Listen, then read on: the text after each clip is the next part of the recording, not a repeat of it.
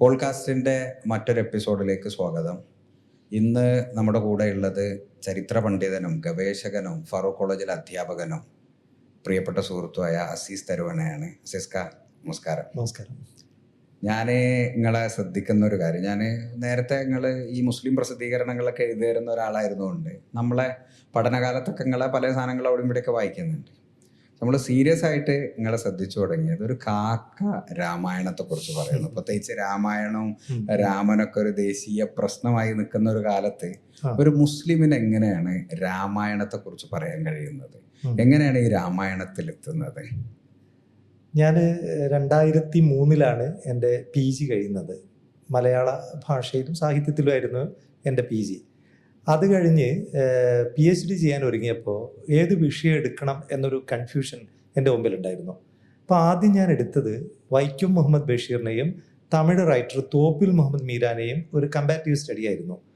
മീരാന് തമിഴിലെ ബഷീർ എന്നൊക്കെ അറിയപ്പെടുന്ന ഒരാളാണ്. അങ്ങനെ ഒരു പഠനം ഞാൻ കണ്ടു. അതിൻ്റെ അടിസ്ഥാനത്തിലാണ് ഞാനൊരു കമ്പാരിറ്റീവ് സ്റ്റഡിക്ക് ഒരുങ്ങുന്നത്. അപ്പോൾ അങ്ങനെ മീരാൻ്റെ പുസ്തകങ്ങളൊക്കെ വായിച്ചു. ഒരു കടലോര ഗ്രാമത്തിൻ്റെ കഥ, കൂനൻ തോപ്പ്, അതേപോലെ ചാരുകസേര ഒക്കെ വായിച്ചപ്പോൾ എനിക്കൊരു കാര്യം മനസ്സിലായി, ഇയാളും ബഷീറും തമ്മിൽ ഒരു കമ്പാരിസണും ഇല്ല, സാധ്യമല്ല. ഇല്ല. കാരണം അദ്ദേഹം റിയലിസ്റ്റിക് ആണ് ഏറെക്കുറെ. ഒരു തനത് ഭാഷയൊക്കെ ഉണ്ടാക്കിയിട്ടുണ്ട്, അതൊക്കെ ശരി. പക്ഷേ ബഷീറുമായിട്ട് കമ്പാരിസൺ ഇല്ല. അപ്പോൾ ആ സമയത്ത് എന്നോട് കാരശ്ശേരി മാഷൂരിക്ക് പറയാണ്, പിന്നെ അദ്ദേഹത്തെക്കുറിച്ച് അവിടെ ധാരാളം PhDയും MPhil ഒക്കെ ഉണ്ടായിട്ടുണ്ട്, ബഷീറിനെ പറ്റി ഇവിടെ ധാരാളം ഉണ്ടായിട്ടുണ്ട്, ഈ വിഷയത്തിനൊരു പുതുമയില്ല എന്നുള്ള കാര്യം പറഞ്ഞു. എൻ്റെ ഗൈഡ് ഡോക്ടർ എൻ ഉജുമാണ്, അലിഗഡ് യൂണിവേഴ്സിറ്റിയിലെ ഇപ്പോഴത്തെ മോഡേൺ ഇന്ത്യൻ ലാംഗ്വേജസിൻ്റെ ഡീനാണ്. അന്ന് അദ്ദേഹം കാലിക്കറ്റ് യൂണിവേഴ്സിറ്റിയുടെ കീഴിലുള്ള അരീക്കോട് കോളേജിലായിരുന്നു. അപ്പം ഞാൻ സബ്ജക്റ്റ് മാറ്റാൻ ഒരു കാരണമുണ്ട്. അന്ന് മാതൃഭൂമി പത്രത്തിൽ എൻ്റെ ദേശം എന്ന് പറയുന്നൊരു കോളം ഉണ്ടായിരുന്നു. ആ കോളത്തിൽ ഓരോരുത്തർ അവരുടെ നാടിനെ കുറിച്ച് എഴുതും. അപ്പോൾ ഞാനതെല്ലാം ഒന്ന് വായിച്ചു, കാരണം എന്നോടും എഴുതാൻ ആവശ്യപ്പെട്ടു അവർ. അങ്ങനെ തരുവണയെക്കുറിച്ച് ഞാൻ എഴുതുമ്പോൾ അതിന് മുമ്പ് വന്നൊക്കെ റെഫറൻസ് ചെയ്തപ്പോൾ ഒരു കാര്യം കണ്ടു. വയനാട്ടിലെ സ്ഥലനാമങ്ങൾ, ഒരു 30ഓളം സ്ഥലനാമങ്ങൾ രാമായണവുമായിട്ട് ബന്ധപ്പെട്ട പേരുകൾ. ഇപ്പോൾ വയനാട്ടിലുള്ള മലകളുടെ പേര് ബാണാസുര മല, അല്ലെങ്കിൽ യോഗീശ്വര മല, അല്ലെങ്കിൽ ബ്രഹ്മഗിരി, ഈ പേരുകളിലൊക്കെ ഇങ്ങനെയുള്ളൊരു സംഭവമുണ്ട്. അപ്പം ഞാൻ എൻ്റെ ഗൈഡിനോട് ഈ വിഷയം പറഞ്ഞു. അങ്ങനെ ഞങ്ങൾ ഒരു സബ്ജക്റ്റിലെത്തി, ഇതിഹാസ കഥകളുടെ നാടോടി രൂപങ്ങൾ വയനാട് ജില്ലയിൽ. The folk versions of EPIC stories in Wayanad district. അതാണ് ഞാൻ PhDക്ക് എടുത്തത്. അപ്പോൾ ആദ്യം ഞാൻ നേരിട്ടൊരു പ്രശ്നം, ആ വിഷയത്തിൽ ഒരു പുസ്തകവും ഇല്ല, വയനാട് കേന്ദ്രീകരിച്ച് ഒന്നുമില്ല. അപ്പോഴാണ് ഒരിക്കലും വീരേന്ദ്രകുമാർ, അദ്ദേഹത്തിൻ്റെ വീട്ടിലിടയ്ക്ക് പോവായിരുന്നു, പുളിയാർമല. അദ്ദേഹം എന്നോട് പറയുന്നത്, നിങ്ങൾ കാമിൽ ബുൽക്കയെ വായിക്കുമെന്ന്. കാമിൽ ബുൽക്കയുടെ രാമകഥ ഉത്ഭവവും വളർച്ചയും. ആ പുസ്തകം കിട്ടാൻ വേണ്ടി ഞാൻ കുറേ നടന്നിട്ടുണ്ട്. അത് ഞാൻ പറഞ്ഞു പോയാൽ നീണ്ടുപോകും, അതുകൊണ്ട് അതിലേക്ക് പോകുന്നില്ല. അപ്പോൾ ആ പുസ്തകം ഞാൻ വായിച്ചപ്പോൾ ഒരു കാര്യം മനസ്സിലായി. അദ്ദേഹം 300 രാമായണങ്ങളെ കുറിച്ച് അതിൽ പറയുന്നത്. 300 രാമായണങ്ങൾ. അപ്പോൾ അദ്ദേഹത്തിൻ്റെ PhD ആയിരുന്നു അത്. ഈ കാമിൽ ബുൽക്ക ആരാന്നും കൂടി പറയാം. അദ്ദേഹം ഒരു ബെൽജിയംകാരനാണ്. അദ്ദേഹം ഇന്ത്യയിലേക്ക് വന്നത് ഒരു ജെസ്യൂട്ട് പാതിരിയായിട്ടാണ്. മതപ്രബോധനമൊക്കെ ആയിട്ട് വരുന്നു. അദ്ദേഹം ആദ്യം സംസ്കൃത ഭാഷയിൽ MA ഡിഗ്രി എടുത്തു.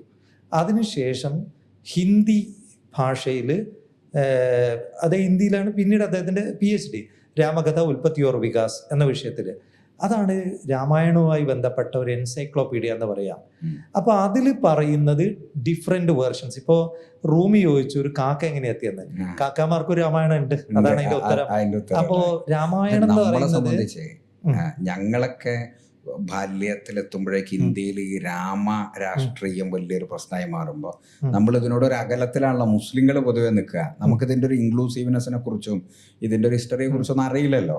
അതുകൊണ്ടാണ് ആ കൗതുകം. അവിടെ അതിലേക്ക് ഞാൻ വരാം. അതിനു മുമ്പ് മുസ്ലിം വേർഷൻസ് ഉണ്ട് ധാരാളം രാമായണങ്ങള്. അതേപോലെ ഒന്ന് ഇത് ബ്രാഹ്മണിക്കലാണ്, അതേസമയം തന്നെ ജൈന രാമായണങ്ങളുണ്ട്, ബൗദ്ധ രാമായണങ്ങളുണ്ട്, മുസ്ലിം വേർഷൻസ് ഉണ്ട്, ദലിത്, ആദിവാസി, സ്ത്രീ ഒക്കെ വേർഷൻസ് ഉണ്ട്. ഇതെല്ലാം ഫോക്ക് ആയിട്ടാണോ?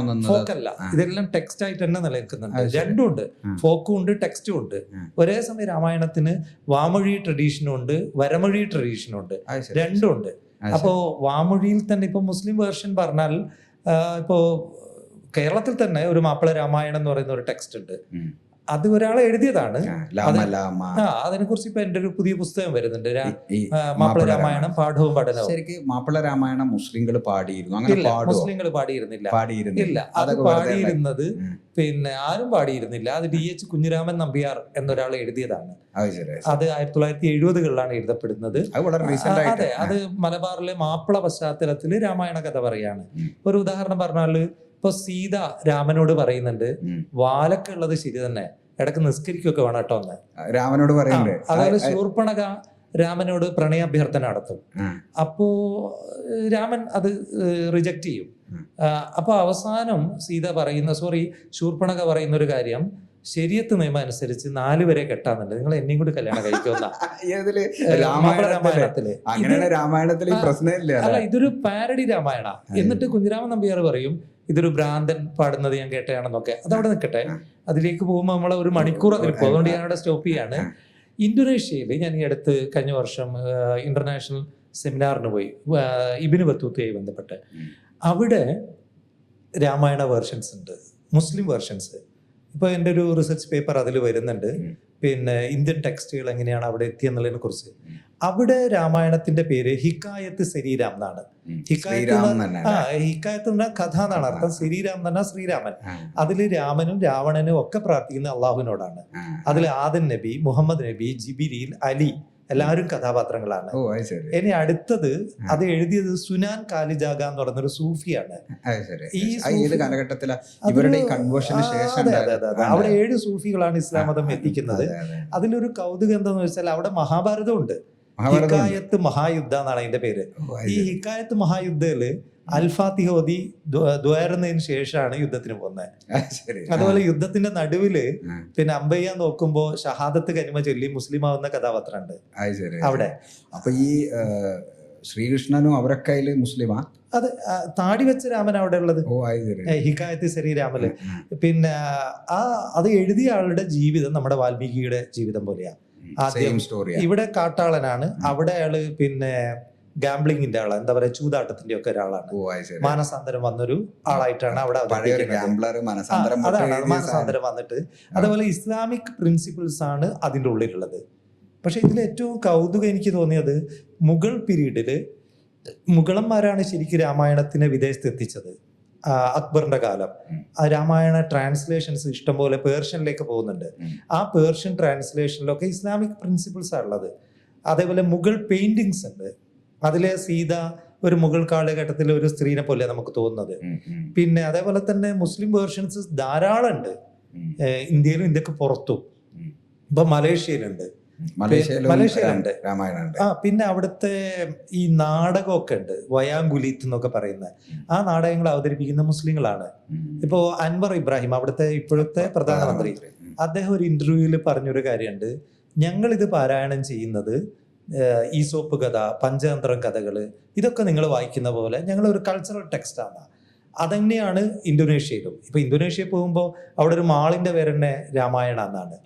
അതുപോലെ സീത, സാവിത്രി ഒക്കെ മുസ്ലിം പേരാണ്. അവിടുത്തെ ബാങ്ക് ഓഫ് കുബേരൊക്കെ ഉണ്ട്, കുബേരുണ്ട്, ഗരുഡ ഉണ്ട്. പ്രാദേശിക ദൈവമായിട്ട് ഇടകലർന്ന ഒരു ഇസ്ലാമാണ് ഇന്തോനേഷ്യയിലുള്ളത്. അത് കേരളത്തിലുണ്ടായിട്ടുണ്ട്, അത് നമുക്ക് പിന്നീട് സംസാരിക്കാവുന്ന ഒരു വിഷയമാണ്. സലഫീവൽക്കരണത്തിന് ശേഷം ഒരു വിഷയമാണ്. ഈ രാമായണത്തിലെ ഇപ്പൊ മാപ്പിള രാമായണം, പിന്നെ മുസ്ലിം രാമായണം ഇതൊക്കെ പറയുമ്പോഴും ഇന്ത്യയിലൊരു പൊളിറ്റിക്കൽ പ്രോബ്ലം ഉണ്ടല്ലോ, അതിനെങ്ങനെ അഡ്രസ് ചെയ്യുന്നത്? പ്രത്യേകിച്ച് പൊളിറ്റിക്കൽ പ്രോബ്ലം ആണ് നമ്മുടെ ഇപ്പോഴത്തെ പ്രധാന വിഷയം. ഇപ്പോ 92 ബാബരി മസ്ജിദ് പൊളിക്കപ്പെടുന്നു. അതിന് തൊട്ടു മുമ്പ് ടെലിവിഷൻ രാമായണം വരുന്നു. ടെലിവിഷനിൽ ദൂരദർശനിൽ രാമായണം സീരിയലായിട്ട് കാണിക്കുന്നു. ആ രാമായണ സീരിയലിൽ അഭിനയിച്ച കഥാപാത്രങ്ങളെ പിന്നീട് തെരുവിൽ കാണുമ്പോൾ ആളുകൾ തൊഴുകയോടെ നിൽക്കുന്നു, കാല് തൊട്ട് വന്ദിക്കുന്നു. അങ്ങനെയായിരുന്നു അവരെ കണ്ടത്. അതുമല്ല, ഉത്തരേന്ത്യയിലെ അമ്മൂമ്മമാര് ഈ സീരിയൽ കണ്ടത് പൂജാമുറിയിൽ പിന്നെ ടെലിവിഷൻ വെച്ച് പിന്നെ എന്താ പറയുക, തൊഴുകയോടെ ഇരുന്നിട്ടാണ്. കാരണം സ്വീകരണ മുറിയിലേക്ക് ദേവീ ദേവന്മാര് നേരിട്ട് ഇറങ്ങി വരികയാണ്. പിന്നീട് ഇതിൽ പിന്നെ അഭിനയിച്ചവരൊക്കെ BJPയുടെ സ്ഥാനാർത്ഥിയായിട്ട് വരുന്നുണ്ട്. റോമിള താപ്പറിന്റെ വളരെ പ്രസിദ്ധമായ ഒരു പഠനമുണ്ട്, രാമായണ സിൻഡ്രം എന്നതിന്റെ പേര്. ആ പഠനത്തിൽ അവർ ഇതിൻ്റെ കൃത്യമായ രാഷ്ട്രീയം പറയുന്നുണ്ട്. അതും രാമരാവണ വേഷത്തിൽ, രാമ സീതാ വേഷത്തിൽ അവർ ഇലക്ഷൻ പ്രചരണ കാലത്ത് മുമ്പിൽ നിൽക്കുന്നുണ്ട്. ഇത് കൃത്യമായിട്ട് BJP ഉപയോഗിച്ചു. ഒന്ന്. രണ്ടാമത്തെ ഒരു കാര്യം, നമുക്ക് രാമായണം എന്ന് പറയുന്നത് സീരിയൽ വരുന്നതിന് മുമ്പ് ഓരോ ആൾക്കും ഓരോ രൂപമാണ് മനസ്സിലുള്ളത്. അത് പിന്നീട് സംഭവിച്ച ഒരൊറ്റ രൂപത്തിലേക്ക് കൊണ്ടുവന്നു. ഇപ്പോൾ ഒരു പാകിസ്ഥാനി റൈറ്റർ ഉണ്ട്, ഇംതിസാർ ഹുസൈൻ. അദ്ദേഹം കാഠ്മണ്ഡുവിൽ വെച്ച് നടന്ന ഒരു രാമായണ ഒരു ചരിത്ര കോൺഫറൻസിൽ അവരും നമ്മൾ റോമില താപ്പറൊക്കെ ഒന്നിച്ച് പങ്കെടുക്കുന്നുണ്ട്. അപ്പം അദ്ദേഹം താപ്പറോട് പറഞ്ഞൊരു കാര്യമുണ്ട്, ബാബറി മസ്ജിദ് പൊളിക്കുന്നത് വരെ ഞങ്ങളുടെ മനസ്സിൽ രാമൻ അല്ലെങ്കിൽ രാമായണം എന്ന് പറയുന്നത് വിശാലമായൊരു ക്യാൻവാസിലുള്ളൊരു കഥയാണ്. ഇത് പൊളിച്ചോടുകൂടി നിങ്ങൾ രാമനെ ഒരു സ്ഥലത്തേക്ക് ഒതുക്കിയെന്ന്. അപ്പോൾ സംഘപരിവാർ ചെയ്യുന്ന ഒരൊറ്റ ടെക്സ്റ്റ് എന്ന് പറയുന്ന ഒരു കാര്യമാണ് കൊണ്ടുവരുന്നത്. ഒരു ഉദാഹരണം പറഞ്ഞാൽ, ഒരു അയോധ്യ, ഫൈസാബാദിലെ അയോധ്യ, അവിടെ രാമൻ ജനിക്കുന്ന ഒരു രാമൻ ഒരു അയോധ്യ, അതേ ഉള്ളൂ. നേരെ മറിച്ച് നമ്മൾ പറയുന്നത് അങ്ങനെയല്ല. ഇത് ഭാവനയാണ്, ഇത് ഇതിഹാസമാണ്, ചരിത്രമല്ല. ഇത് എവിടെയും സംഭവിക്കാം. ഇപ്പോൾ ഞാനിപ്പോൾ ഏറ്റവും ഒടുവിൽ ചെയ്തുകൊണ്ടിരിക്കുന്ന ഒരു പേപ്പർ 20 അയോധ്യകളെ കുറിച്ചാണ്. അയോധ്യകൾ തന്നെ 20 തായ്ലാൻഡിൽ അയോധ്യ എന്ന് പറയുന്ന സ്ഥലം തന്നെയുണ്ട്. അവിടെ വലിയ രാമക്ഷേത്രമുണ്ട്. ഇനി നമ്മൾ ഫൈസാബാദിലെ അയോധ്യക്ക് പറയുന്ന എല്ലാ പ്രത്യേകതയും ഒറീസയിലുള്ള അയോധ്യ എന്ന് പറയുന്ന സ്ഥലമുണ്ട്, അവിടെ ഉണ്ട്. ഇതിന്റെ അടുത്ത് പുഴ, അത് അവിടെ ഉണ്ട്, സരയൂ നദി പോലെ. ഇനി ഏറ്റവും കൗതുകമായിട്ട് എനിക്ക് തോന്നിയത്, ഇത് അയോധ്യകളെ കുറിച്ച് പറയുമ്പോൾ നമ്മുടെ ചന്ദ്രശേഖർ പ്രധാനമന്ത്രിയായ സമയത്ത് ഒരു സമിതിയെ നിയോഗിക്കുന്നുണ്ട് ഇതിനെക്കുറിച്ച് പഠിക്കാൻ, അയോധ്യകളെ കുറിച്ച്. യെസ്, അതിൽ DN ഛാ ഉണ്ട്, അത്താർ അലി ഉണ്ട്, ഇങ്ങനെ കുറെ ഹിസ്റ്റോറിയൻസ് ആണ്. അവര് നമ്മുടെ നേപ്പാൾ തൊട്ട് ഈജിപ്ത് വരെ പഠന വിധേയാക്കുന്നത്. അവർ 6 അയോധ്യകളെ കുറിച്ച് പറയുന്നുണ്ട്. പിന്നെ ഈജിപ്തിലും അയോധ്യ ഉണ്ട്. അവിടെ രാംസേസ് എന്ന് പറയുന്ന ഒരു ഭരണാധികാരി തന്നെ ഉണ്ട്. അതെ. ഇനി സിറിയയിലേക്ക് പോയ ദശരഥ് എന്ന് പറയുന്ന രാജാവുണ്ട്, ദശരഥൻ. അപ്പൊ ഇത് കൃത്യമായിട്ട് ഒരു ആര്യൻ ലിറ്ററേച്ചർ ആണ്. കാരണം ആര്യന്മാര് വരുമ്പോ അവരുടെ കയ്യിലുള്ള ഒരു ഗ്രന്ഥാണ് ഋഗ്വേദം. അതിപ്പോ അങ്ങനെ എത്തിക്കഴിഞ്ഞു. അപ്പൊ കൃത്യമായിട്ട് അവരുടെ ഒരു കഥയാണ്. ഇനി ശ്യാം പാണ്ഡ്യ എന്ന് പറയുന്ന നരൻ ശ്യാം പാണ്ഡ്യ എന്ന് പറയുന്ന ഹിസ്റ്റോറിയൻ, അദ്ദേഹത്തിന് ഒരു പുസ്തകം ഉണ്ട് അയോധ്യയെ കുറിച്ചുള്ള.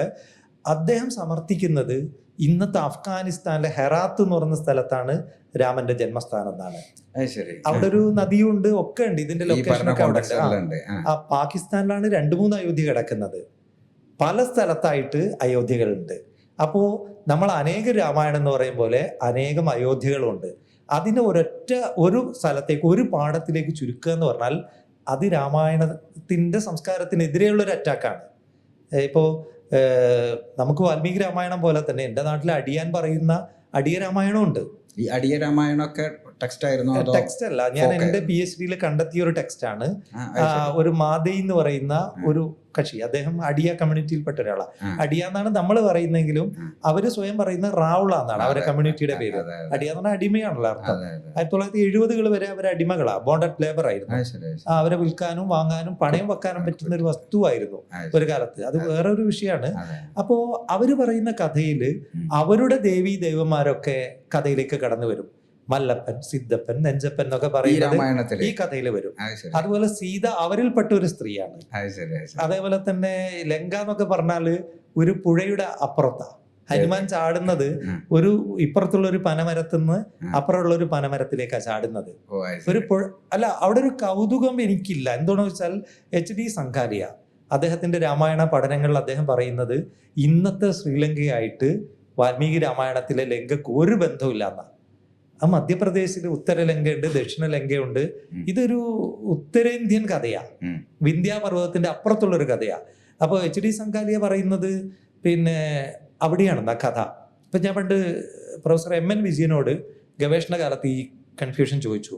അപ്പോൾ മാഷി പറഞ്ഞത് ഈ ലിംഗ്വിസ്റ്റിക്സിലെ ഒരു കൺഫ്യൂഷനാണ്. കാരണം പുഴ, കുളം, തോട് ഇതിനൊക്കെ സംസ്കൃതത്തില് സമുദ്രം എന്ന് ഉപയോഗിച്ചിട്ടുണ്ട്. രാജാക്കന്മാർ ചൂടുകാലത്ത് തണുപ്പ് കിട്ടാൻ വേണ്ടി കുളത്തിന്റെ നടുവില് വീട് കെട്ടും. അതിന് പറയുന്ന സമുദ്രഗൃഹം എന്നാ. തപ്പക്കുളം എന്ന് തമിഴ് പറയും. അപ്പോ അവിടെ സമുദ്രം എന്ന് പറഞ്ഞാൽ ഒരു കുളാണ്. പക്ഷെ ഈ സമുദ്രം ചാടിക്കടന്നു എന്ന് പറയുന്ന കഥ ഒന്നല്ല. ഇപ്പൊ ഒരു കഥ അനുസരിച്ച് രാമൻ സമുദ്ര തീരത്ത് പോയി നിൽക്കുന്നു. അത് നമ്മളെ ലങ്കയും രാമസേതു എന്നൊക്കെ പറയണ അവരുണ്ടാക്കിയതാന്നൊക്കെ ആ സാധനമൊക്കെ പിന്നെ എപ്പോഴാണ് അങ്ങനെ ഒരു ഇതൊന്നും ഞാൻ സംസാരിക്കുന്നത് ഇതിന്റെ ഗവേഷകനായിട്ട്, ഇതിന്റെ ഭക്തനായിട്ടല്ല. ഭക്തൻ അങ്ങനെയൊക്കെ വിശ്വസിക്കാം, പക്ഷേ ആ ലങ്കയും ഈ ലങ്കയും തമ്മിൽ ഒരു ബന്ധവുമില്ല. മധ്യപ്രദേശിലാണ്. ഞാൻ പറയുന്നതല്ല, എച്ച് ഡി സംഘാലിയ പറയുന്ന കാര്യമാണ് ഞാൻ പറയുന്നത്. അപ്പോ എച്ച് ഡി സംഘാലിയെ സമർത്ഥിക്കുന്നത്, അദ്ദേഹം ആർക്കിയോളജിസ്റ്റ് ആയിരുന്നു, അദ്ദേഹം കേരളത്തിൽ വന്നിട്ടുണ്ട്, അദ്ദേഹം എടക്കൽ ഗുഹ സന്ദർശിച്ചിട്ടുണ്ട് 74. അദ്ദേഹം പറയുന്നത് ഇതൊക്കെ മധ്യപ്രദേശിലാണ് ഈ ലൊക്കേഷൻ. രാവണൻ മണിപ്പൂരിലൊരു രാജാവാന്നാണ് അദ്ദേഹത്തിനത്. അവിടെ പിന്നെ അതിന്റെ കൗതുകം, അവിടെ രാവണനെ ആരാധിക്കുന്ന ആളുകൾ ഇന്ത്യയിലുണ്ട്. രാവണായനം എന്ന് പറയുന്ന കൃതി പോലും ഉണ്ടായിട്ടുണ്ട്. എന്ന് മാത്രമല്ല, നമ്മളിപ്പം പറയുന്ന രാക്ഷസന്മാര്, അസുരന്മാര്, അവരൊക്കെ ഇപ്പോഴും ഇന്ത്യയിലുണ്ട്. അസുര രാക്ഷസ ജാതികളൊക്കെ ഉണ്ട്. വാൽമീകി OBCയിൽ പെടുന്ന ഒരു ജാതിയാണ്. പിന്നെ വാനര എന്ന അർത്ഥത്തിൽ വരുന്ന, വാനരൻ എന്ന് പറഞ്ഞാൽ വനത്തിൽ താമസിക്കുന്ന നരനാണ് കേട്ടോ. അവര് കല്യാണം കഴിക്കുന്നുണ്ട്. അവര് ഇന്നത്തെ ട്രൈബ്സ് ആയിരിക്കും. ഉറാവ്, ഗഞ്ച്, ബജ്രംഗ്. പിന്നെ എങ്ങനെ ഈ ഹനുമാൻ ഈ കോലം വന്നത്? അതെ, ഉറാവ്, ഗഞ്ച്, ബജ്രംഗ് എന്നൊക്കെ പറയുന്ന ജാതിന്റെ അർത്ഥം ഇതന്നെയാ, വാനര എന്നുള്ളതാണ്. അതെ, ബജ്രംഗ് കാരണം ഇന്ത്യയിൽ ഇപ്പോഴും. അതെ, ഹനുമാന് വേറെ പേരാണ്. ഇവര് നോക്കുക, ഈ ഇതിലുള്ള ഹനുമാൻ വാനരന്മാര് സംസാരിക്കും, അവർ കല്യാണം കഴിക്കും, അവർ യുദ്ധത്തിന് പോകും, അവർക്ക് രാജാക്കന്മാരുണ്ട്. സുഗ്രീവനും ബാലിയുണ്ട്. അതെ. അപ്പം പിന്നെ ഇത് കുരങ്ങാണെങ്കിൽ ഇത് ബാലസാഹിത്യം അല്ലല്ലോ ഇവരൊക്കെ സംസാരിക്കുമെങ്കിൽ. അല്ല, അവിടെ ഒരു പ്രധാന ചോദ്യം വരുന്നുണ്ട്, രാക്ഷസന്മാരും അസുരന്മാരും ആരായിരുന്നു? ഞാൻ പറയാ, അത് ഇന്ത്യയിലെ തദ്ദേശീയരായ ജനതയായിരുന്നു. ആര്യാധിനിവേശത്തിന് മുമ്പുള്ള ശ്രീലങ്കയില് ഇതിന്റെ ഇമ്പാക്റ്റുകളൊക്കെ നമ്മൾ പിന്നീട് ഉണ്ടായിട്ടില്ല. അത് ഇപ്പൊ അല്ലേ, ഏറ്റവും ഏഷ്യൻ രാജ്യങ്ങളിൽ ഒട്ടാകെ രാമായണം ഉണ്ട്. അല്ല, ഞാൻ പറയാം, ഇപ്പൊ Indonesia, Malaysia, Philippines, China, Vietnam, Japan, എല്ലായിടെയും രാമായണം ഉണ്ട്. രാമായണം ഏറ്റവും കുറവുള്ളത് ശ്രീലങ്കയിലാണ്. ഏറ്റവും കുറവ്. ഇപ്പൊ ഈ എല്ലാ വിദേശ രാജ്യങ്ങളും നടക്കുന്ന അവിടുത്തെ കഥകളിൽ രാമായണം നടക്കുന്നത് അതാത് രാജ്യത്താണ്. അല്ലാതെ ഇന്ത്യയിൽ നടന്നൊരു കഥ അവര് പറയല്ല. ഇനി ഈ കഥകളും വ്യത്യാസമുണ്ട്. ഇപ്പൊ വയനാടിന്റെ കോണ്ടെക്സ്റ്റിൽ ഇപ്പൊ സീതാദേവി അവിടെ വന്നു എന്നൊക്കെ ഉള്ള കഥയല്ലേ? അത് വയനാട് മാത്രമല്ല, ഇന്ത്യയിൽ ഒട്ടാകെ ഉണ്ട്. അതുകൊണ്ടാണ് ഞാൻ പറയുന്നത്, ഇതൊരു ഒരു കഥയാ. ഇതൊരു ലൊക്കേഷനിലേക്ക് നിങ്ങൾക്ക് പ്രതിഷ്ഠിക്കാൻ പറ്റില്ല. അങ്ങനെ പറ്റുമ്പോഴാണ് അത് അപകടകരമാകുന്നത്. ഇത് നിങ്ങൾ ഒരു സ്ഥലത്തേക്ക് കൊണ്ടുപോയി അതിനെ ഹിസ്റ്റോറിസൈസ് ചെയ്ത് അതിൻ്റെ പേരിൽ അമ്പലവും പള്ളി പൊളിക്കലും ഒക്കെ ചെയ്യുമ്പോഴാണ് ഈ ടെക്സ്റ്റ് അപകടകരമാകുന്നത്. അല്ലാതെ ഇതൊരു ടെക്സ്റ്റ് മാത്രമാണ്, അതിവിടെ നിലനിൽക്കുന്ന, അതിന് തന്നെ ഭക്തി പാഠമുണ്ട്, പലതും ഉണ്ട്. എങ്ങനെയും പാടാം. അങ്ങനെയല്ല, എനിക്ക് തോന്നിയിട്ടുള്ളത് വാൽമീകി രാമായണമൊന്നും അങ്ങനെ ഒരു ഭക്തി പാഠമൊന്നും പറയാൻ പറ്റില്ല അത്രത്തോളം. ഇപ്പൊ കുട്ടികൃഷ്ണമാരാരൊക്കെ വാൽമീകിയുടെ രാമൻ എന്ന ലേഖനത്തിൽ അതിരൂക്ഷമായിട്ട് വിമർശിക്കുന്നുണ്ട്. അതേസമയം ഇതിനെ ഒരു മത ടെക്സ്റ്റാക്കി മാറ്റിയത് ഭക്തി പ്രസ്ഥാനമാണ്. ഇപ്പൊ കേരളത്തിലെ എഴുത്തച്ഛൻ, പിന്നെ തൊട്ടപ്പുറത്ത് കമ്പരാമായണം തമിഴില്, കന്നഡയില് പമ്പരാമായണം, തുളസീദാസിന്റെ രാമചരിത മാനസം. ഇനി ഞാൻ നേരത്തെ പറഞ്ഞല്ലോ അനേക രാമായണങ്ങളിൽ നിന്ന്, അത് ഈ കവികൾക്കൊക്കെ അറിയായിരുന്നു എന്ന് അവരുടെ ടെക്സ്റ്റുകളിലൊക്കെ പറയുന്നുണ്ട്. ഇപ്പം ഏറ്റവും എനിക്ക് തോന്നിയൊരു കൗതുകം, ഇപ്പോൾ കർക്കിടക മാസമാണല്ലോ, ഇവിടെ ഹൈന്ദവ വീടുകളിൽ വായിക്കുന്ന വാൽമീകി രാമായണത്തില്, ആധ്യാത്മ രാമായണത്തില്, അയോധ്യാകാന്ഡത്തില് സീത രാമനോട് പറയും, എന്നെയും കാട്ടിലേക്ക് കൂട്ടും. അപ്പോൾ രാമൻ ഓരോ തടസ്സങ്ങൾ പറയും, പിന്നെ അവിടെ കല്ലുണ്ട്, മുള്ളുണ്ട്, കൂടെ വരണ്ടെന്ന് പറയും. അവസാനം സീത സഹികെട്ടപ്പോൾ പറയുന്നത്, പല കവികൾ എഴുതിയ രാമായണങ്ങൾ ഞാൻ കേട്ടിട്ടുണ്ട്, അതിലൊക്കെ സീതയെ കൂട്ടിയിട്ടേ രാമൻ കാട്ടു പോയിട്ടുള്ളൂ, കഥ തെറ്റിക്കരുത് എന്ന് അങ്ങോട്ട് പറഞ്ഞു കൊടുക്കുക. രാമായണങ്ങൾ പലതും കവിവര രാമോദമോട് പറഞ്ഞു കേൾപ്പുണ്ട് ഞാൻ. ജാനകിയോട് കൂടാതെ രഘുവരൻ കാനനവാസത്തിനെന്ന് പോയിട്ടുള്ളൂ, ഒരിക്കലും പോയിട്ടില്ല എന്നാ സീത പറയുന്നത്. അതുകൊണ്ട് എന്നെയും കാട്ടിലേക്ക് കൂട്ടുമെന്ന്. എന്നാലേ കഥ മുന്നോട്ട് പോകും. അപ്പൊ ഇതൊരു പോസ്റ്റ് മോഡേൺ രീതിയാണ്, കഥാപാത്രം കഥയിൽ ഇടപെടുന്നത്. ഇതന്നെ തുളസീദാസിന്റെ രാമചരിത മാനസത്തിലുണ്ട്. Rama is born in countless ways, there are tens of millions of Ramayanas. അനേക രൂപത്തിൽ രാമൻ ജനിക്കുന്നു. ഇതും അത് അനേക രൂപത്തിൽ ജനിക്കുന്നു എന്നുള്ള കാര്യവും എ.കെ. രാമാനുജന്റെ ഒരു പ്രസിദ്ധമായൊരു പുസ്തകമുണ്ട്, പിന്നെ 300 രാമായണാസ്. അതിൽ തുടങ്ങുന്ന തന്നെ ഒരു കഥ ഉദ്ധരിച്ചുകൊണ്ട്, ഒരു നാടോടി കഥ. ആ കഥ എങ്ങനെയാണ്, രാമനും ഹനുമാനൊക്കെ ഇങ്ങനെ ഇരിക്കുകയാണ്. രാമൻ്റെ ഏറ്റവും അടുത്ത ഏറ്റവും വലിയ ഭക്തനാണ് ഹനുമാൻ. അപ്പോൾ രാമൻ്റെ കയ്യിലുള്ള മോതിരം കയ്യിൽ നിന്ന് ഊരി താഴേക്ക് വീഴും. അത് ഉരുണ്ടുരുണ്ട് ഒരു മാളത്തിലേക്ക് പോകുന്നു, അങ്ങനെ പാതാള ലോകത്തേക്ക് പോകും. അപ്പോൾ ഹനുമാനോട് രാമൻ പറയും, ആ മോതിരം ഒന്ന് വീണ്ടെടുക്കുമെന്ന് കൊണ്ടുവരാൻ പറയും. ഹനുമാന് പർവ്വതം പോലെ വലുതാവാനും പറ്റും, ഉറുമ്പിനോളം ചെറുതാവാനും പറ്റും. അപ്പോൾ ഹനുമാൻ ഈ മാളത്തിലൂടെ താഴേക്ക് പോവാണ്. അവിടെ എത്തി നോക്കുമ്പോൾ അവിടെ പ്രേതാത്മാക്കളുടെ രാജാവൊക്കെയുള്ളത്. അവരെന്ത് ചെയ്യും, ഒരു പരിചാരക ഒരു ചെറിയ താലത്തിൽ വെച്ചിട്ട് ഈ രാജാവിൻ്റെ മുമ്പിൽ കൊണ്ടുപോയിട്ട് ഇയാളെ കാണിക്കുകയാണ്, ഈ ചെറിയ രൂപത്തിൽ. അത് ഭക്ഷണത്തിൻ്റെ കൂടെ കൊണ്ടുവന്നത്. അപ്പോൾ ചോദിക്കും നിങ്ങൾ ആരാ? അപ്പോൾ ഹനുമാൻ പറയും ഞാനിങ്ങനെ രാമൻ്റെ മോതിരം നഷ്ടപ്പെട്ടു, അത് വീണ്ടെടുക്കാൻ വേണ്ടി വന്നതാണ്. അപ്പോൾ പ്രേതാത്മാക്കളുടെ രാജാവ് പറയാണ്, പരിചാരകരോട് പറയും മുഴുവൻ മോതിരവും കൊണ്ടുവരാൻ പറയും. അപ്പോൾ ഒരു താലത്തിൽ നിന്ന് പറയും കുറേ മോതിരം കൊണ്ടുവരും. ഹനുമാൻ ആകെ കുഴങ്ങിപ്പോവാണ്. ആ സമയത്ത് പിന്നെ ആ രാജാവ് പറയുന്ന ഒരു കാര്യമുണ്ട്, രാമൻ്റെ ഒരുപാട് രാമന്മാരുണ്ട്, അവരുടെ ഓരോരുത്തരുടെയും ഈ അവതാര ലക്ഷ്യം പൂർത്തീകരിച്ചാൽ അവർക്ക് ഇതേപോലെ സംഭവിക്കും, മോതിരം താഴേക്ക് വരും. അതൊക്കെ ശേഖരിച്ച് വെച്ചാണ് ഞാനിത്, ഇതിൽ നിന്ന് നിങ്ങളെ രാമൻ്റെ മോതിരം എടുത്തോളൂ എന്ന്. അപ്പോൾ ആകെ കുഴങ്ങിപ്പോകുന്നുണ്ട്. എന്നിട്ടൊരു കാര്യം കൂടി പറയുന്നുണ്ട്, നിങ്ങൾ തിരിച്ചു പോകുമ്പോഴൊക്കെ അവിടെ രാമൻ ഉണ്ടാവില്ല എന്ന് പറഞ്ഞാൽ ലവകുശന്മാരുടെ അച്ഛനായ രാമൻ ഉണ്ടാവില്ല, അയാൾ സരയൂ നദിയിൽ വിലയം പ്രാപിച്ചു എന്ന് നമ്മൾ പറയാനും അങ്ങനെ മുങ്ങിപ്പോവാണല്ലോ, അങ്ങനെയാണല്ലോ കഥയിൽ. അപ്പോൾ അനേക രാമായണങ്ങളുണ്ട് എന്ന് ഇങ്ങനെ നാടോടി കഥയിലുണ്ട്, ഈ ടെക്സ്റ്റുകളിലും ഉണ്ട്. അപ്പം നമ്മൾ പറയുന്നത് ഇതിൻ്റെ ഒരു ബഹുസ്വരതയാണ്. അതുകൊണ്ട് ഏകസ്വരത അല്ലെങ്കിൽ സംഘപരിവാറും ഇപ്പോൾ ഫാസിസ്റ്റുകളൊക്കെ പറയുന്ന ഏകസ്വരതയിലേക്ക് രാമായണത്തിന് ഒതുക്കുന്നതാണ് അപകടകരം. ഇപ്പോൾ ഞാൻ നേരത്തെ ജൈന ബൗദ്ധ രാമായണങ്ങളെ കുറിച്ച് പറഞ്ഞു. അപ്പോൾ ബൗദ്ധരാമായണത്തിൽ രാമന്റെ പെങ്ങളാണ് സീത. ഇത് വലിയ പ്രശ്നമാണ്. 93 ഡൽഹിയില് വിവിധ രാമായണങ്ങളുടെ ഒരു പ്രദർശനം നടന്നു. നമ്മുടെ ഇപ്പൊ ഇന്ത്യയിൽ സാധ്യമല്ല. അല്ല, ഡൽഹിയിൽ അത് ചെയ്തത് സഹമദ് എന്ന് പറയുന്ന സംഘടനയാണ്. നമ്മുടെ ശബനം ഹാഷ്മി, KN പണിക്കര്, മറ്റേ രാംപുനിയാനി, ഇങ്ങനെ കുറെ ആളുകൾ അതിലുണ്ടായിരുന്നു. അത് VHPക്കാര് കയ്യേറി. അവര് പറഞ്ഞൊരു കാരണം ഈ ടെക്സ്റ്റ് അവിടെ വെച്ചതാ, ഈ ബൗദ്ധരാമായണം. അതിന്റെ പേര് ബൗദ്ധ ദശരഥ ജാതകം. അപ്പോ ആ ടെക്സ്റ്റിൽ അങ്ങനെയാണ്. ഇനി ഞാൻ പറഞ്ഞു ഇത് പെങ്ങള്, ഇനി രാവണന്റെ മകളായിട്ട് സീത വരുന്ന ടെക്സ്റ്റുകളുണ്ട്. അതാണ്, ഇതൊന്നും ഒരു കഥയല്ല. അപ്പൊ നിങ്ങള് ചുരുക്കി പറഞ്ഞാല് ഇതിന്റെ വൈവിധ്യമാണ് രാമായണത്തിന്റെ. അല്ല, ഇവിടെ ഒരു ചോദ്യം ചോദിക്കാം, രാമൻ സീതക്ക് എപ്പടി? അല്ല, ആ ചോദ്യം ഒരു പണ്ഡിതന്റെ ചോദ്യം, ഒരു മണ്ടന്റെ ചോദ്യമല്ല. രാമായണങ്ങൾ മുഴുവൻ പിന്നെ എനിക്ക് തോന്നുന്നു റൂമി സന്ദർശിച്ചിട്ടുണ്ടാവും തുർക്കിസ്ഥാൻ. തുർക്കിസ്ഥാനിലൊരു രാമായണം ഉണ്ട്. അവിടുത്തെ ഉണ്ടാവും കോത്താനി രാമായണം. കോത്താനി എന്ന് പറയുന്നൊരു പ്രദേശത്ത് അവിടുത്തെ ടെക്സ്റ്റില് രാമന്റെയും ലക്ഷ്മണന്റെയും ഭാര്യയാണ് സീത. കാരണം അവിടെ ബഹുഭർത്തൃത്വം എന്ന് പറയുന്ന സമ്പ്രദായം ഉണ്ട്. അവരതിനെ സാധൂകരിക്കുന്ന ഈ കഥയെ കൂട്ടിപ്പിടിച്ചിട്ടാണ്. ഞാൻ പറയാം, ഇത് കാമൽ ബുൽക്കയുടെ രാമകഥ ഉത്ഭവം വളർച്ചയും എന്ന പുസ്തകത്തിലുള്ളതാണ് ഞാൻ പറയുന്നത്. അപ്പൊ അവിടെ രാമന്റെയും ലക്ഷ്മണന്റെയും ഭാര്യ, ബഹുഭർത്തൃത്വം. അപ്പോ പെങ്ങളായിട്ട് വരുന്നു, മകളായിട്ട് വരുന്നു, ഭാര്യയായിട്ട് വരുന്നു. അപ്പോൾ ഓരോരുത്തരും നമ്മളെ നാട്ടില് മഴ പെയ്യുമ്പോൾ, ഓരോ നാട്ടിൽ പെയ്യുമ്പോൾ അവിടുത്തെ മണ്ണിന്റെ ഗന്ധമായിരിക്കുമല്ലോ മഴക്ക്. ഈ കഥ എവിടെയെല്ലാം എത്തിയോ ആ മണ്ണിന്റെ ഗന്ധമാണ് ഈ കഥക്കുള്ളത്. അതുകൊണ്ട് ഇത് ഞാൻ പറയുമ്പോൾ തന്നെ ഇപ്പൊ വാൽമീകി എഴുതുന്നതിന് മുമ്പ് തന്നെ രാമായണം ഉണ്ട്. ആളുകളെ കാരണം അങ്ങനെയാണ്. 19 മഹർഷിമാരെങ്കിലും രാമായണം എഴുതിയിട്ടുണ്ട്. 19 തരാണ്. ശരി. അപ്പൊ ഇതൊക്കെ ഇങ്ങനെ പറഞ്ഞു പോകുമ്പോ ഇപ്പൊ ഈ ഒരു കോണ്ടെക്സ്റ്റില് ഇപ്പോഴത്തെ ഒരു കാലത്ത് ഇത് പറയുമ്പോ നിങ്ങൾക്ക് പ്രശ്നങ്ങളില്ലേ? നിരന്തരം ഭീഷണിയുണ്ട്. എന്തൊക്കെയാ? ഞാന് ഇടയ്ക്ക് കാരവൻ മാഗസിനില് മുസ്ലിം രാമായണാസിനെ കുറിച്ചൊരു ആർട്ടിക്കിൾ ചെയ്തു.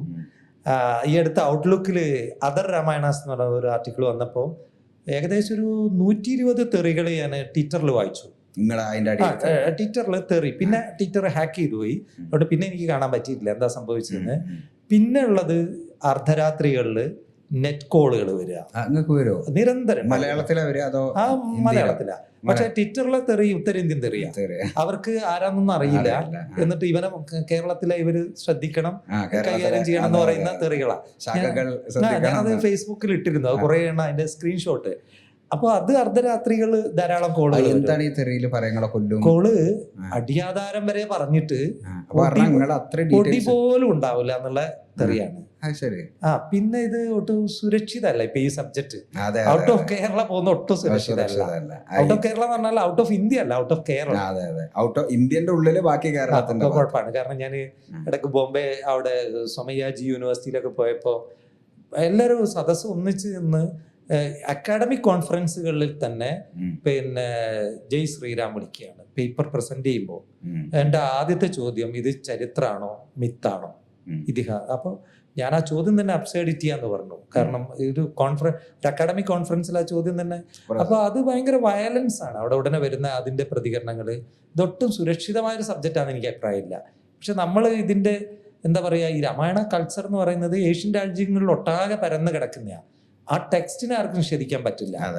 അതൊരു യാഥാർത്ഥ്യമാണ്. ഞാൻ ഇവിടുത്തെ ഈ ദളിത് സംഘടനകളൊക്കെ പറയുന്നത് നിങ്ങള് രാമായണേ വേണ്ടപ്പോ ഇയാളുടെ പ്രസംഗം ഞാൻ കേട്ടിട്ടുണ്ട്. ഞങ്ങള് നമുക്ക് അല്ല, ദളിതുകൾ പറയുന്ന രീതിയിൽ ഇതിന്റെ ബ്രാഹ്മണിക്കൽ ടെക്സ്റ്റ് എന്നത് നമ്മൾ തീർച്ചയായിട്ടും ചർച്ച ചെയ്യും. ഇപ്പൊ ശംഭൂകന്റെ വധം ഫോർ എക്സാമ്പിൾ, ശംഭൂകൻ കൊല്ലുന്നത് എന്തിനാണെന്ന് ഉള്ള ചോദ്യം പ്രസക്തമാണ്. ഇപ്പൊ ഞാൻ ഈ അടുത്ത് വായിച്ച ഒരു ദളിത് കവിതയിൽ അത് ഭയങ്കരമായിട്ട് പ്രശ്നവൽക്കരിക്കുന്നുണ്ട്, ഈ ഗുജറാത്തി ദളിത് കവിതയിൽ.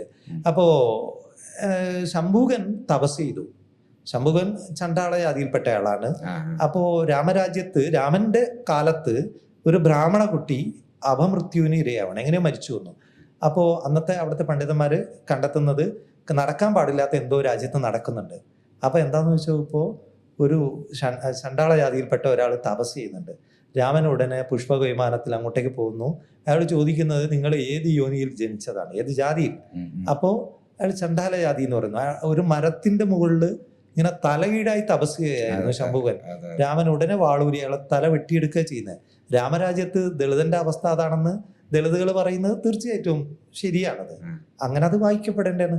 അത് മാത്രമല്ല, ഇപ്പോ പിന്നെ ഏകലവ്യന്റെ പെരുവിരൽ, ഇങ്ങനെ പലതും നമുക്ക് അങ്ങനെയുള്ള വായനക്കും വിധേയമാക്കണമെന്നാണല്ലേ. സ്വാഭാവികമായിട്ട് അവര് നിങ്ങളോട് പറയില്ലേ, നിങ്ങൾ ഇസ്ലാമിനകത്തെ മിത്തുകളെ കുറിച്ചും ഖുർആനെ കുറിച്ചും ഖുർആന്റെ വൈവിധ്യങ്ങളെ കുറിച്ചും വൈവിധ്യം ഇല്ല, അതാണ് ഖുർആന്റെ പ്രശ്നം. ഖുർആനിലുണ്ടെങ്കിൽ നമുക്കത് ചർച്ച ചെയ്യാം. അങ്ങനെ ഒരു സംഗതി പറയില്ല. ഇത് ആദ്യത്തെ ഒരു ചോദ്യമാണ്, എപ്പോഴും എല്ലാവരുടെയും ചോദിക്കുന്ന ചോദ്യമാണ്. ഖുർആന് വൈവിധ്യം ഉണ്ടെങ്കിൽ അത് ചർച്ച ചെയ്യപ്പെടേണ്ടതാണ്. ഒരു ടെക്സ്റ്റും നമ്മളെല്ലാ ടെക്സ്റ്റിനെയും അങ്ങനെ തന്നെയാണെന്നത്. അതിന് ഇതില്ല, അതിന് വ്യാഖ്യാനങ്ങളേ ഉള്ളൂ. വ്യാഖ്യാനങ്ങളുണ്ട് നിരവധി. നിരവധി ഖുർആനുകൾ എന്ന് പറഞ്ഞ ഒരു പഠനം സാധ്യമല്ല, കാരണം ഒറ്റ ഖുർആൻ ആയതുകൊണ്ട്. ഖുർആൻ ഒറ്റ ഒന്നേ ഉള്ളൂ. പിന്നെ അത് വാമൊഴി അല്ല താനും, അല്ല വരമൊഴി, റിട്ടൺ ആണ്. റിട്ടൺ ആയതുകൊണ്ട് തന്നെ അതിന് അനേകം ടെക്സ്റ്റുകൾ ഇല്ല. ഉണ്ടെങ്കിൽ അതൊരു കൗതുക, അത് സ്റ്റഡിക്ക് സാധ്യതയുണ്ട്. അങ്ങനെ ഒരു ചീത്തങ്ങൾ കേട്ടാണ്. അല്ല, അത് നിരന്തരം ചോദിക്കുന്ന ചോദ്യമാണ്.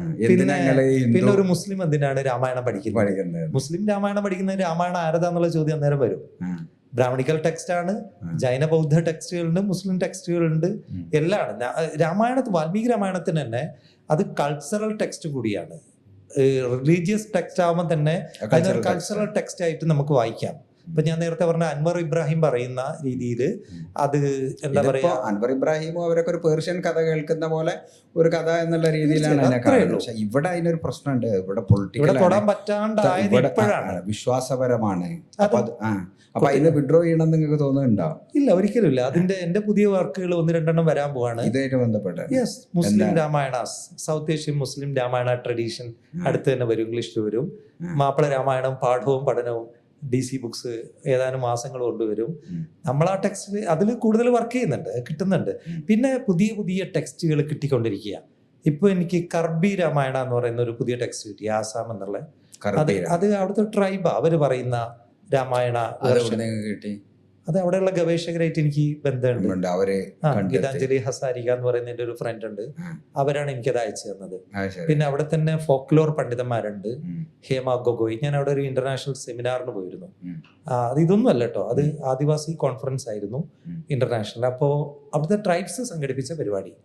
അതില് സൗത്ത് ഏഷ്യൻ രാജ്യങ്ങളിൽ നിന്ന് പല രാജ്യങ്ങളിൽ നിന്ന് വന്ന സ്കോളേഴ്സ് ഉണ്ടായിരുന്നു. അപ്പോൾ അതിലെനിക്ക് കുറെ സൗഹൃദങ്ങളുണ്ട്. അവരാണ് ഇത് അയച്ചു തരുന്നത്. അപ്പോൾ അതൊക്കെ ഡിഫറെൻ്റ് ആണ്. ഇവർ പറയുന്ന ഒന്നുമല്ല. ഇപ്പോൾ സ്ത്രീകൾ എഴുതിയ രാമായണങ്ങളുണ്ട്. 16-ാം നൂറ്റാണ്ടില് ചന്ദ്രപതി എന്ന് പറയുന്ന ഒരു സ്ത്രീ എഴുതിയ രാമായണമുണ്ട്. സ്ത്രീപക്ഷ അങ്ങേയറ്റം. കാരണം സീതനെ ഉപേക്ഷിക്കണതാണല്ലോ രാമായണത്തിനെതിരെയുള്ള വലിയൊരു വിമർശനം. എന്താണ്? അല്ല, അതില് സീത പാതിവ്രത്യം ചോദ്യം ചെയ്തുകൊണ്ട് ഉപേക്ഷിച്ചു എന്നുള്ളൊരു സാധനം ഉണ്ടല്ലോ. ഇതിലെങ്ങനെയാ? അതില് സീത ഒരു ഫെമിനിസ്റ്റിനെ പോലെയാ സംസാരിക്കുന്നത്. കംപ്ലീറ്റ് രാമനോട് സീത പറയുന്നുണ്ട്, ഭർത്താക്കന്മാരിൽ കൊല്ലപ്പെട്ട അനേകം സ്ത്രീകളുടെ നിലവിളി ഞാൻ കേട്ടിട്ടുണ്ട് എന്നൊക്കെ പറഞ്ഞിട്ട് രാമനോട് ഒരു ക്ഷുഭിതയായിട്ട് സംസാരിക്കുന്നുണ്ട്. കൃത്യമായിട്ട് സ്ത്രീപക്ഷത്താണ്.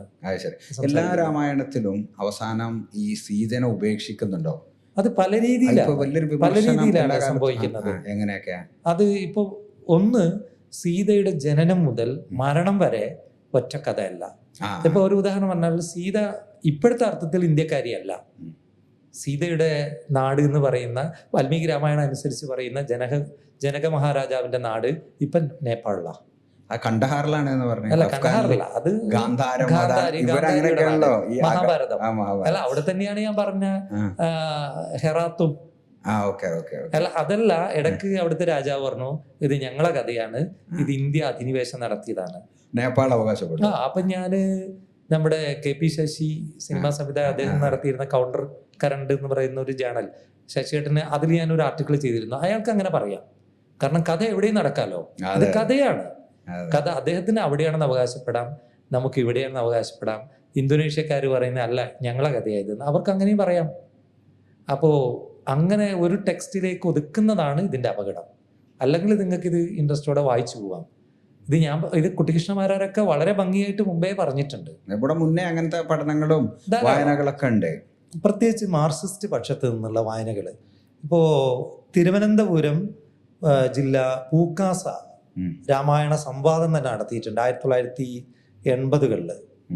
അതിൽ വൈക്കം ചന്ദ്രശേഖരൻ നായർ, പിന്നെ P ഗോവിന്ദപിള്ള, അതേപോലെ P പരമേശ്വരൻ, ഇവരൊക്കെ പങ്കെടുത്ത ഒരു ഡിബേറ്റ് ഉണ്ട്. അതേപോലെ K ദാമോദരൻ്റെ വർക്കുകൾ, അദ്ദേഹം ഉപനിഷത്തുക്കളെ കുറിച്ച് എഴുതിയിട്ടുണ്ട്. അതേപോലെ ഞാൻ ഈ അടുത്ത് എഴുതിയിട്ടുണ്ട് അദ്ദേഹത്തിൻ്റെ ഭാരതീയ ചിന്ത പോലുള്ള വർക്കുകൾ. പ്രത്യേകിച്ച് DD കൊസാംബി അടക്കമുള്ള എല്ലാവരും തന്നെ മാർക്സിസ്റ്റുകളാണ്. മാർക്സിസ്റ്റുകളാണ്. ശേഷം പിന്നെ അങ്ങനെ വളരെ സീരിയസ് ആയിട്ട് ലെഫ്റ്റ് ഇതെടുത്തില്ല എന്നൊരു വിമർശനങ്ങൾക്ക് ഉണ്ടാവും. സുനിൽ മാഷിന്റെ മഹാഭാരത പഠനമുണ്ട്. അല്ല, സുനിൽ മാഷിനെ ശരിക്കും ലെഫ്റ്റ് ഉപയോഗിക്കുന്നത് എനിക്ക് തോന്നുന്നത് ഒരു കൗണ്ടർ നരേറ്റീവിന് വേണ്ടിയിട്ടാണ്. പക്ഷെ സീരിയസ് ആയിട്ട് അല്ല, മഹാഭാരത പഠനം 1000 പേജ് വരുന്ന പഠനമാണ് മാഷിന്റെ. പിന്നെ ധാരാളം പഠനങ്ങൾ ഉണ്ടായിട്ടുണ്ട്. പ്രത്യേകിച്ച് ഇപ്പൊ ഞാൻ നേരത്തെ പറഞ്ഞ DD കൊസാംബി മാർക്സിസ്റ്റ് ആണല്ലോ. അദ്ദേഹത്തിന്റെ മിത്ത് ആൻഡ് റിയാലിറ്റി, ഇങ്ങനെയുള്ള നിരവധി പഠനങ്ങൾ മാർക്സിസ്റ്റ് പക്ഷത്ത് നിന്ന് ഇതിഹാസങ്ങളെയും പുരാണങ്ങളെയും ഒക്കെ വായിക്കുന്നത് ഇപ്പോഴാണ് എനിക്ക് ഒന്ന് കുറഞ്ഞു വരുന്നത്. അതെ, ഇപ്പോഴാണ് അതിന്റെ ആവശ്യം. അതാണ് എന്റെ ചോദ്യം. അതാണ് ശരിക്ക് വളരെ സീരിയസ് ആയിട്ട് ഇതിനൊരു കൗണ്ടർ നരേഷനും ഇതിനൊരു കൗണ്ടർ പൊളിറ്റിക്സും വെക്കേണ്ട സമയത്ത് ലെഫ്റ്റ് ഇത് വെക്കുന്നില്ല എന്നുള്ളൊരു വിമർശനം നമുക്കൊക്കെ ഉണ്ട്. തീർച്ചയായിട്ടും അത് വിമർശനം തന്നെയാണ്. ഇപ്പോ കർക്കിടക മാസത്തിന് മുമ്പ് രാമായണത്തിന്റെ ബഹുസ്വരത പാർട്ടി ചർച്ച ചെയ്തു. ഞാനൊക്കെ അതിൽ എത്രയോ പരിപാടി പങ്കെടുത്തിയാണ്, സന്തോഷമുള്ള കാര്യം. പക്ഷേ ഈ പറയുന്ന ടെക്സ്റ്റിനെ കുറിച്ച് ധാരണ ഇല്ലാത്ത അന്ന് ഒരു MLA, ഞാൻ ഒരു വനിതാ MLA ആണ്, ഈ ക്യാമ്പയിൻ തുടങ്ങുമ്പോൾ കാണുന്നത് മറ്റേ പലകൈമേല് ആധ്യാത്മ രാമായണം വെച്ച് ഭക്തിപൂർവ്വം വായിക്കുന്നതാണ്. അതല്ല ഉദ്ദേശിച്ചത് ആ പരിപാടി കൊണ്ട്. അപ്പോൾ പാർട്ടി തീർച്ചയായിട്ടും അതിൽ സജീവമായിട്ട് ഇടപെടേണ്ടതുണ്ട്. കാരണം സംഘപരിവാർ എനിക്ക് തോന്നുന്നത് ഇത്തരം നരേറ്റീവ്സിലൂടെയാണ് ഇപ്പോൾ വിജയിക്കുന്നത്. ഇപ്പൊ ഞാൻ നേരത്തെ നിങ്ങൾ വയനാട്ടിലെ ചോദിച്ചപ്പോൾ എനിക്കിപ്പോൾ ആശങ്കയാണ് അത് പറയാൻ. കാരണം അത് മുഴുവനും ഏറ്റവും ഭംഗിയായിട്ട് ഉപയോഗിക്കുന്ന സംഘപരിവാറാണ്. ഇപ്പോൾ മോഡി ആവശ്യപ്പെട്ടതായിട്ടൊരു ഗവേഷകൻ മുമ്പ് ഡൽഹിയിലൊരു പരിപാടിക്ക് പോയപ്പം പറഞ്ഞു രാമൻ പോയ റൂട്ടിലൂടെ ഒരു മാപ്പ് വരക്കാൻ. അങ്ങനെയുള്ള ഒരു മാപ്പ് വന്നാൽ അത് ഒരുപാട് പള്ളികളുടെ ഉള്ളിലൂടെ ആയിരിക്കും പോവാ. ഇതിന് മിത്തിനെ ചരിത്രവൽക്കരിക്കുമ്പോൾ, അത് KN പണിക്കരുടെ ഒരു വാചകമുണ്ട്, മിത്തും ചരിത്രവും രണ്ടാണ്. മിത്തിനെ ചരിത്രവൽക്കരിക്കുമ്പോൾ ചരിത്രകാരൻ ചരിത്രത്തോട് വിട പറയുന്നു. ഇപ്പം ഏറ്റവും പുതിയ എന്താ ടെക്സ്റ്റ് ബുക്കിൽ വരുന്നത്? ഇപ്പോൾ മഹാഭാരത യുദ്ധത്തിന്റെ ഡേറ്റ് പഠിപ്പിക്കാൻ പോവാ. ഇനി നിങ്ങൾ PN ഓക്ക് എന്ന് പറയുന്ന ഹിസ്റ്റോറിയൻ, അദ്ദേഹം പറയുന്നത് BC 5525 ഡിസംബർ മാസത്തിലാണ് മഹാഭാരത യുദ്ധം തുടങ്ങിയത്. PN ഓക്ക് ആദ്യം പറഞ്ഞപ്പോൾ നമ്മൾ ചിരിച്ചു. ഇപ്പോൾ ഷേക്സ്പിയറുടെ പേര് ശേഷപ്പയ്യരാണെന്ന് പറഞ്ഞപ്പോൾ നമ്മൾ ചിരിച്ചു, എല്ലാറ്റിനും ചിരിച്ചു. ഇപ്പോഴാണ് അത് വെച്ചിട്ടാണ് തേജോ മഹലാണ് താജ്മഹൽ ആയതെന്ന് കൊണ്ടുവരുന്നത്. കാരണം അത് അദ്ദേഹത്തിന് അങ്ങനെയാണ്. ആദ്യം നമ്മൾ ചിരിക്കും, പിന്നെ ഇത് ഭീകര രൂപത്തിൽ മാറും. ആദ്യം ചിരിക്കാൻ തോന്നും, പിന്നെ അതിൻ്റെ ഉള്ളിൽ നിന്ന് തേറ്റയും കൊമ്പും പുറത്തേക്ക് ആടും. അതാ ഇപ്പൊ ഇന്ത്യയിൽ സംഭവിച്ചുകൊണ്ടിരിക്കുന്നത്. ഇത് എല്ലാ മിത്തുകൾക്കും ഇപ്പൊ ഇത് സംഭവിക്കുകയാണ്, രൂപാന്തരണം. അത് വളരെ അപകടകരമായിട്ടുള്ള ഒരു അവസ്ഥയായിരിക്കും. ഇനി ഇന്ത്യയുടെ പ്രധാനമന്ത്രി തന്നെ ഏതോ ഒരു ശാസ്ത്ര കോൺഫറൻസിൽ ഇവിടെ പുഷ്പക വിമാനം എന്ന് പറഞ്ഞാൽ ഇവിടെ നേരത്തെ അതിൽ രണ്ട് കാര്യം ഞാൻ പറയാം. ഒന്ന്, രാമക്ഷേത്രത്തിന് തറക്കല്ലിടുന്ന ചടങ്ങ്. ഞാൻ അതിന്റെ ഉള്ളിൽ പോയിട്ടുണ്ട്, ഞാൻ പോയിട്ടുണ്ട്, ഞാൻ പോയിട്ടുണ്ട്. അത് ഞാൻ പറയാം. നിങ്ങളിത് പറയണ്ട, നിങ്ങളാണ് അടിച്ചു മാറ്റിയെന്ന് പറയുമ്പോ അല്ല, അതിന്റെ പറയാം. അതിന് തറക്കല്ലിടുന്നതിന് സന്യാസിയല്ല, പ്രധാനമന്ത്രിയാണ്. അതെ അതെ. അന്ന് അദ്ദേഹത്തിന്റെ മുഖം നിങ്ങൾ ശ്രദ്ധിക്കുക, താടിയുണ്ട്, ഉം. അത് മാസ്ക് ഇട്ടിട്ടുണ്ട്, ഉം. ഒരു ഹനുമാൻ ലുക്ക് ഉണ്ട്. ഹനുമാൻ ലുക്ക് എന്തിനാ വരുത്തുന്നത്? ഹനുമാനാണ് രാമന്റെ ഏറ്റവും അടുത്ത ഭക്തൻ. അതെ അതെ അല്ല, അത് PR ആവുമ്പോൾ തന്നെ അതിൽ കൃത്യമായി ആ ഇമേജറിയെ ഉപയോഗിക്കുകയാണ്. അതെ ഒരു ഇലക്ഷൻ കഴിഞ്ഞ് മോഡി ചെയ്തത് ഒരു ഗുഹയിൽ പോയിരിക്കുകയായിരുന്നു, പോയിരിക്കുകയാണ്. സന്യാസി രൂപം. ആ ഒരു 2 മാസം അദ്ദേഹം നടത്തിയ ഇലക്ഷൻ ക്യാമ്പയിനേക്കാൾ അതാണ് കൂടുതൽ എന്താ എഫക്റ്റീവ് ആവുക. വിഷയം വെച്ചാല് ഇവരിപ്പം കറക്റ്റ് ഇത് ഇപ്പൊ ഏതെങ്കിലും ഒരു അവതാരമായി ഒരു 5 വർഷം കൊണ്ട് മോഡിയെ നമ്മുടെ ടെക്സ്റ്റിൽ കാണാം. ഓ, ഏതോ ഒരു കാലഘട്ടത്തിലെ ആണ് ഈ കാല- രക്ഷകനാണ്. അത് ഈ ഇമേജറികളില് അത് ശരിക്ക് സെമിയോട്ടിക് വെച്ച് ചിഹ്നശാസ്ത്രം വെച്ച് വായിക്കേണ്ട ഒരു സംഭവമാണ്. മോഡി ഒരു കാർപ്പറ്റിലൂടെ, ഒരു റെഡ് കാർപ്പറ്റിലൂടെ അദ്ദേഹത്തിന്റെ ഷാൾ ഇങ്ങനെ ഇങ്ങനെ പറന്നുകൊണ്ട് അയാൾ പോകുന്ന ഒരു സീനുണ്ട്. അത് ഓരോന്നും നോക്കുക. ഒരു രക്ഷകനെ ഹിറ്റ്ലർ ചെയ്ത ഫ്യൂറർ എന്ന് പറയല്ലോ, ആ സംഭവമാണ് ഇവിടെ നിർമ്മിക്കുന്നത്. ഇനി വേറൊന്ന്, നിങ്ങൾ ചോദിച്ച രാമക്ഷേത്രത്തിൽ ഉള്ളൊരു കൗതുകം എനിക്ക് തോന്നിയത്, അതിൻ്റെ എത്രയോ ദൂരെ നിന്ന് തന്നെ നമ്മളെ പേന, ചെരുപ്പ് തുടങ്ങി വാച്ച് വരെ എല്ലാം വാങ്ങി വെച്ചിട്ട് ഉള്ളിൽ കയറാൻ പറ്റൂ. അവിടെ ദശാവതാരങ്ങളെ വെച്ചിട്ടുണ്ട്. ദശാവതാരങ്ങളിൽ ബുദ്ധനും കൂടി ഉൾപ്പെട്ടിട്ടുണ്ട്. ബുദ്ധൻ എങ്ങനെ ദശാവതാരാവും? ശരി. അപ്പൊ നേരത്തെ ഉള്ള ബുദ്ധനെ കുറിച്ച് രാമന്റെ അഭിപ്രായം എന്താണെന്നറിയോ? ആരാ പറഞ്ഞത് രാമന്റെ അഭിപ്രായം? രാമനെ ഈ വാൽമീകി രാമായണത്തിന് തന്നെ 3 ടെക്സ്റ്റുകളുണ്ട്, ഗൗഡീയം, ഉത്തരീയം, പശ്ചിമോത്തരീയം എന്ന് പറയുന്ന. അതിൽ ഒരു ടെക്സ്റ്റില്, ഇത് ഓരോ പ്രദേശത്ത് കിട്ടുന്ന ടെക്സ്റ്റുകളായിരിക്കും ഒരു കാലത്ത്. അതിൽ ഗൗഡീയ പാഠം എന്ന് പറയുന്ന അതില് ജബാലി വൃത്താന്തം എന്ന് പറയുന്ന ഒരു ഭാഗമുണ്ട്. ദശരഥ മഹാരാജാവ് മരിച്ച വിവരം അറിയിക്കാൻ വേണ്ടി ഭരതനും സംഘവും കാട്ടിലേക്ക് പോവാണ്. കാട്ടിലേക്ക് പോയി രാമനോട് സംസാരിക്കുമ്പോൾ രാമനോട് ബൗദ്ധ ദർശനങ്ങളെ കുറിച്ച് ജബാലി പറയും. അദ്ദേഹം പണ്ഡിതനാണ്. അപ്പൊ രാമൻ പറയുന്നത് അയാളുമായിട്ട് അടുക്കരുത്, ബുദ്ധനുമായിട്ട്, അയാൾ യുക്തിവാദിയും കള്ളനുമാണ്. യഥാഹി ചോര സദാഹി ബുദ്ധസ്തഥാഗതം നാസ്തിക മാത്ര വിദ്ധി എന്നാണ്. കള്ളൻ, യുക്തിവാദിയും കള്ളനുമാണ്, അയാളായിട്ട് അടുക്കരുത് എന്നാണ് രാമൻ ജബാലിനോട് പറയുന്നത്. അപ്പോൾ ഇതിനെക്കുറിച്ച് ഹീൽ എന്ന് പറയുന്ന ഒരു വെസ്റ്റേൺ പണ്ഡിതൻ പറയുന്നത്, വാൽമീകി രാമായണം എഴുതപ്പെടുന്ന കാലത്ത് കോസലം പ്രദേശത്ത് ബൗദ്ധ ആശയങ്ങൾ പ്രചരിച്ചിരുന്നു എന്നാണ്. ഇപ്പൊ വാൽമീകി രാമായണത്തിൽ നമ്മൾ ബൗദ്ധ ആശയങ്ങൾ കാണുന്നുണ്ട്. ഇപ്പൊ 1ാമത്തെ ശ്ലോകം തന്നെ എന്താ? മാ നിഷാദ പ്രതിഷ്ഠാംഗം അഗമ ശാശ്വതി സമഹ എന്ന് പറഞ്ഞ് തുടങ്ങുന്ന ശ്ലോകം. അരുതു കാട്ടാള, ഏത് ഒരു 2 ഇണപക്ഷികൾ ഒന്നിനെ അമ്പെയ്ത് വീഴ്ത്തിയപ്പോ ഈ അഹിംസ ഇത് ബ്രാഹ്മണിക്കലല്ല, ഇത് ബൗദ്ധാണ്. ബൗദ്ധാശയങ്ങൾ രാമായണത്തിൽ ധാരാളമുണ്ട്. അത് അങ്ങനെയൊക്കെ പഠനങ്ങൾ പിന്നീട് ധാരാളമുണ്ട്. ഞാൻ തന്നെ ബൗദ്ധ രാമായണങ്ങളെ കുറിച്ച് എഴുതിയിട്ടുണ്ട്. അതാ പറയുന്നത്, ഇതിന്റെ ഉള്ളിൽ തന്നെ അനേകം വായനകൾക്ക് സാധ്യതയുണ്ട്.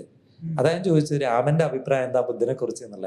ബുദ്ധനെ ദശാവതാരാക്കിയിട്ട് അവിടെ വെച്ചിട്ടുണ്ട്, ദശാവതാരങ്ങളിൽ ഒന്നാക്കിയിട്ട്. ശരി. അപ്പം അതൊരു സംശീകരണമാണ്. നമ്മൾ ദൈവങ്ങളുടെ ചരിത്രം എടുത്ത് നോക്കിയാല് ദൈവങ്ങളെയൊക്കെ ഇങ്ങനെ അസുമിലേറ്റ് ചെയ്യുന്ന ഒരു പരിപാടിയുണ്ട്. ഇപ്പൊ ഏറ്റവും ഒടുവിൽ ചെയ്യുന്ന ജയറാട്ടന്റെ പുസ്തകം വന്നല്ലോ, പി ജയറാട്ടന്റെ. അപ്പോ അതില് നിങ്ങൾക്ക് നേരിട്ട് ബന്ധമുണ്ടല്ലോ അതാ പറയുന്നത്. ആ പുസ്തകത്തില് ഈ ഹിന്ദുത്വവൽക്കരണത്തിന്റെ ഒരു സംഭവമാണ് പറയുന്നത്. പക്ഷെ ട്രൈബ്സിന്റെ ഇടയിൽ അത് ഈ പുസ്തകത്തിൽ നിന്നും വരുന്നില്ല. ഞങ്ങളൊരു റിസർച്ച് പേപ്പർ വരുന്നുണ്ട്, ഡൽഹി യൂണിവേഴ്സിറ്റിയുടെ ഡോക്ടർ PK യാസർ അർഫാത്തും ഞാനും കൂടി ചെയ്തൊരു പേപ്പർ വരുന്നുണ്ട്, ഇപ്പോൾ ഒരു ഇന്റർനാഷണൽ പേപ്പർ. അത് ഞങ്ങൾ ചെയ്ത് ട്രൈബ്സിന്റെ ഇടയിൽ എങ്ങനെയാണ് സംഘപരിവാർ വർക്ക് ചെയ്യുന്നത്. അതിൽ ചെയ്യുന്ന ഒന്ന് ദൈവങ്ങളുടെ മതം മാറ്റം. ദൈവങ്ങളെ മാറ്റിയാൽ പിന്നെ പണി എളുപ്പമാണ്. ഇപ്പൊ ഒരു ഉദാഹരണം പറഞ്ഞാല് മലക്കാരി എന്ന് പറയുന്ന ഒരു ദൈവമുണ്ട് ട്രൈബ്സിന്, വയനാട്ടിലെ കുറിച്ചീർക്കും അടിയാമാർക്കൊക്കെ ഉള്ള ഒരു ദൈവമാണ്. അത് മലയിലുള്ള ഒരു ദൈവമാണ്. ഇപ്പം പറയുന്നത് അത് ശിവന്റെ അവതാരമാണെന്നാണ്. അപ്പൊ പണി എളുപ്പമാണ്. നിങ്ങൾ ദൈവങ്ങളെ മൊത്തം മാറ്റിയാൽ പിന്നെ ജനങ്ങളെ മാറ്റേണ്ടിയില്ല. വിശ്വാസം മാറിയാൽ പിന്നെ മൊത്തം ഒരാൾ, ഇപ്പൊ ഹിന്ദുക്കളും മുസ്ലിങ്ങളും ക്രിസ്ത്യാനികളൊക്കെ മതം മാറ്റുന്ന അല്ലെങ്കിൽ മാറുന്നത് ഒരു വ്യക്തിയോ ഒരു കുടുംബമാണ്. ഇവിടെ ഒരു കമ്മ്യൂണിറ്റീനെ മൊത്തം അങ്ങോട്ട് മാറ്റാൻ പറ്റും. ട്രൈബ്സ് ഹിന്ദുക്കളല്ല, അവർക്ക് അവരുടെ വിശ്വാസങ്ങളുണ്ട്, കാലാണ് ഇപ്പോ. അല്ല അതെ, പക്ഷെ അവരെയൊക്കെ ഈസി ആയിട്ട് ഇപ്പോ ഹൈന്ദവൽക്കരിച്ചു കൊടുക്കുക. അല്ല, ആദിവാസികൾ മാത്രമല്ലല്ലോ, തീയര് പോലും ഹിന്ദുക്കളല്ലല്ലോ. സ്വതന്ത്ര സമുദായം എന്ന് പറയുന്ന പുസ്തകത്തില്, ഈ മാധവന്റെ പുസ്തകത്തില് തീയർ ഹിന്ദുക്കളല്ല, ഈഴവർ ഹിന്ദുക്കളല്ല എന്നൊരു ടൈറ്റിൽ തന്നെ ഉണ്ട്. ആ പുസ്തകത്തിന് ഒരു പ്രത്യേകത ഉണ്ട്, അത് തിരുവിതാംകൂറിലും കൊച്ചിയിലും മലബാറിലും നിരോധിച്ച പുസ്തകമാണ്, ബ്രിട്ടീഷ് പീരീഡില്. അത് ഈ അടുത്ത കാലത്ത് നമ്മുടെ സാഹിത്യ അക്കാദമി പബ്ലിഷ് ചെയ്തിട്ടുണ്ട് ആ പുസ്തകം. നിങ്ങളെ ഈ രാമായണം നമുക്ക് കുറച്ച് മാറ്റി വെക്കണം ഇനി നമ്മളെ.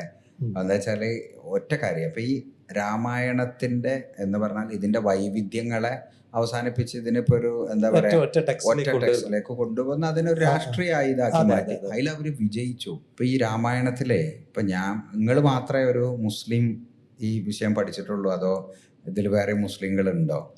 വാമൊഴി രാമായണങ്ങളെ കുറിച്ചുള്ള മലയാളത്തിലെ ഫസ്റ്റ് പഠന, ഹിന്ദു മുസ്ലിമോ എല്ലായാലും. പക്ഷെ രാമായണങ്ങളെ കുറിച്ച് ഇപ്പോ കരുമൻ കുരുക്കൾ എന്ന് പറയുന്ന ഒരു മതപണ്ഡിതൻ 1930 അദ്ദേഹം ഈ പാലക്കാട് ഏരിയയുള്ള റാവുത്തർ അതായിരിക്കണം എന്ന് എനിക്ക് തോന്നുന്നത്. അദ്ദേഹത്തിന്റെ നവീന രാമായണം എന്ന് പറയുന്ന ഒരു കൃതിയുണ്ട്, 700 പേജോളം. കാലിക്കറ്റ് യൂണിവേഴ്സിറ്റി ബഷീർ CH ചെയറിലുണ്ട്. നമ്മുടെ അബ്ദുറഹിമാൻ മാങ്ങാടിന്റെ കയ്യിൽ അദ്ദേഹമാണ് അത് കറക്റ്റ് ചെയ്തത്. 700 പേജുള്ള ഒരു ടെക്സ്റ്റാണ്. അത് മനോഹരമായി അദ്ദേഹം ചെയ്തിട്ടുണ്ട്. നമ്മൾ ചർച്ച ചെയ്യാത്തൊരു വിഷയം, നമ്മുടെ OM കരുവാരക്കുണ്ട് ഇശൽ രാമായണം എന്നുള്ള പേരിൽ ഒരു വലിയ രാമായണത്തിനെ ഓരോ കാണ്ഡങ്ങളായി തിരിച്ചുകൊണ്ട് തന്നെ മാപ്പിളപ്പാട്ടിലേക്ക് കൊണ്ടുവന്നിട്ടുണ്ട്. OM കരുവാരക്കുണ്ട് എന്ന് പറഞ്ഞാൽ ഈ കഥ മാപ്പിളപ്പാട്ട് മാതിരി മാപ്പിളപ്പാട്ടില് മനോഹരാണത്. അത് ഒപ്പന ചായൽ, ഒപ്പന മുറുക്കം എന്നൊക്കെ മേലെ രീതി കൊടുത്തിട്ട് രാമനും സീതയൊക്കെ ടെക്സ്റ്റിൽ വ്യത്യാസമൊന്നുമില്ല കാര്യമായിട്ട്, പക്ഷെ അറബി പദങ്ങളൊക്കെ ചേർത്ത് അല്ല ഞാൻ പറയുന്നത്, അങ്ങനെയൊക്കെ അത് റീഡിങ് ഉണ്ടായിട്ടുണ്ട്. ഇതൊരു കൾച്ചറൽ ടെക്സ്റ്റ് എന്നുള്ള നിലക്ക്. പക്ഷെ ഇത് ഈ ഒരു ബംഗാളി ബാലസാഹിത്യത്തിന്റെ ഒരു ട്രാൻസ്ലേഷൻ ഞാൻ കണ്ടു. പിന്നെ കുട്ടികളുടെ രാമായണം എന്ന് പറയുന്ന ഒരു പുസ്തകം. അതില് രാമനൊക്കെ സംസാരിക്കുന്നത് വള്ളുവ നാടൻ ഭാഷയിലാണ്. വന്നില്ല പോയില്ല എന്നൊക്കെ. പക്ഷെ അസുരന്മാര് സംസാരിക്കുന്നത് മലപ്പുറം ഭാഷയിലാണ്. അല്ല അത് ഇത് ഭയങ്കര ഇതിന്റെ ഉള്ളിൽ പോലും വർക്ക് ചെയ്യുന്ന ചില എലമെന്റുകൾ നമ്മൾ കാണേണ്ടത്. അപ്പൊ മുസ്ലിങ്ങളിലെ കരിമൻ കുരുക്കളുടെ വർക്ക്, പിന്നെ തമിഴ്നാട്ടില് ഉമർ പുലവർ അദ്ദേഹത്തിന്റെ സീറാ പുരാണം എന്ന് പറയുന്ന ഒരു കൃതിയുണ്ട്, രാമായണം. അല്ല, അത് പ്രവാചകനെ കുറിച്ചാണ്. പക്ഷെ അത് കമ്പരാമായണത്തിന്റെ സ്ട്രക്ചറില.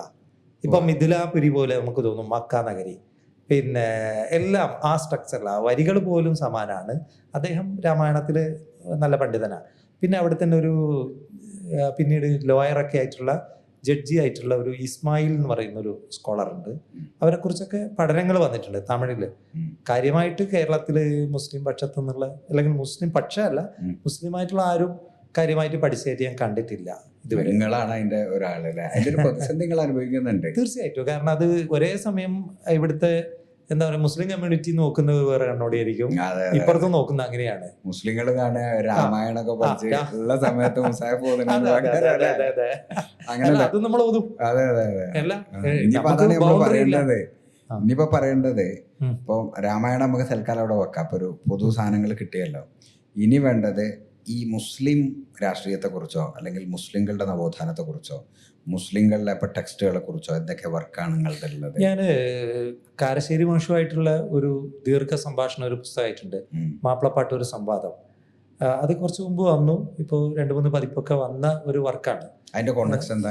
അല്ല, അത് കൊറോണ കാലത്ത്, അല്ല കൊറോണ കാലമല്ല, അതിന് മുമ്പ് സഹപീഡിയ എന്ന് പറയുന്ന സൈറ്റിന് വേണ്ടി ഞാൻ കാരശ്ശേരി മാഷ ഒരു ഇന്റർവ്യൂ ചെയ്തിരുന്നു, അറബി മലയാളത്തെ പറ്റി. അത് ദീർഘമായൊരു സംഭാഷണമായിരുന്നു. അതിന്റെ പിന്നെ അത് വിപുലീകരിച്ചൊരു പുസ്തകമായതാണ്. അതിൽ അറബി മലയാളത്തിന്റെ ഒരു ഹിസ്റ്ററി, അതിന്റെ അവസ്ഥ, മാപ്പിളപ്പാട്ടിന്റെ വിവിധ ധാരകൾ, അതൊക്കെ അതിൽ പറയുന്നത്. പക്ഷേ ഇനി എൻ്റെ വരാൻ പോകുന്ന ഒരു പുസ്തകം നവോത്ഥാനം, ചരിത്രം, സാഹിത്യം, കേരളീയ നവോത്ഥാനത്തിന്റെ ഭിന്ന വഴികൾ. ഞാൻ മുസ്ലിം നവോത്ഥാനം എന്നൊന്നും ഹെഡിങ്ങിൽ ഉപയോഗിക്കില്ല. കാരണം നമ്മൾ കേരളീയ നവോത്ഥാനം എന്ന് പറഞ്ഞപ്പോ എന്താ, അതിലെല്ലാം ചേരുന്നതാണല്ലോ കേരളത്തിലെ എല്ലാവരുടെയും എല്ലാം ചേരുന്നതാണ്. അപ്പോ അതിന്റെ ഉള്ളിലുള്ള ഉൾപ്പിരിവുകളാണ് ഇതെല്ലാം. അങ്ങനെ എടുക്കാം. ഇപ്പൊ കീഴാള നവോത്ഥാന പ്രസ്ഥാനങ്ങളുണ്ട്, സവർണ നവോത്ഥാന പ്രസ്ഥാനങ്ങളുണ്ട്, അതേപോലെ മുസ്ലിം നവോത്ഥാനങ്ങളും ഉണ്ട്. അതാണ് ഈ മുസ്ലിം നവോത്ഥാനം എന്ന് പറയുമ്പോഴേ ഇപ്പൊ നമ്മള് എല്ലാരും കേട്ടത് ഈ ഒരു ഐക്യസംഘത്തിന് ശേഷം ഉണ്ടാകുന്ന, അല്ലെങ്കിൽ മക്തിത്തങ്ങളിൽ നിന്നാണല്ലോ മുസ്ലിം നവോത്ഥാനം സാധാരണ തുടങ്ങൽ. അതിന് മാറ്റം ഉണ്ടോ? ഇത് നമ്മുടെ ഏറ്റവും വലിയ, നമുക്ക് ചരിത്രത്തിൽ സംഭവിച്ച ഏറ്റവും വലിയ പിഴവ്, കേരളീയ മുസ്ലിം നവോത്ഥാനം എന്ന് പറഞ്ഞാൽ അത് വഹാബി വൽക്കരണമാണെന്നല്ല, സലഫൈസേഷനാണ് നവോത്ഥാനം എന്ന് തെറ്റിദ്ധരിച്ചതാണ് നമുക്ക് പറ്റിയ ഏറ്റവും വലിയ അബദ്ധം. ഒന്നാമതായി നമ്മൾ മുസ്ലിം നവോത്ഥാനം എന്ന് പറയുന്നതിന് മുമ്പ് കേരളീയ മുസ്ലിങ്ങളുടെ ചില സവിശേഷതകൾ ആദ്യം നമ്മൾ മനസ്സിലാക്കണം. കേരള മുസ്ലിങ്ങൾ ഒരു ഒറ്റപ്പെട്ട ഒരു കമ്മ്യൂണിറ്റി ആയിരുന്നില്ല ഒരിക്കലും. ഇപ്പോൾ 14-ാം നൂറ്റാണ്ടിൽ കേരളം സന്ദർശിച്ച ഇബ്നു ബത്തൂത്ത, അദ്ദേഹത്തിൻ്റെ സഞ്ചാരക്കുറിപ്പിൽ പറയുന്നത്, അദ്ദേഹം കോഴിക്കോട് വരുമ്പോൾ ഇവിടെയൊക്കെ പല പള്ളികളിലും കറുത്ത വർഗ്ഗക്കാരായ ഇമാമിങ്ങളുണ്ട്, ബ്ലാക്സ്. നമ്മളെ തമിഴന്മാരായിക്കൂടെ? അല്ല അല്ല അല്ല, അറബി അറിയുന്നവർ ഇഷ്ടം പോലെ ഉണ്ട്, അതിൻ്റെ തെളിവുകൾ വേറെ ഉണ്ട്. ഇനി നിങ്ങൾ നോക്കുക, ഷെയ്ഖ് സൈനുദ്ദീൻ മക്തൂം.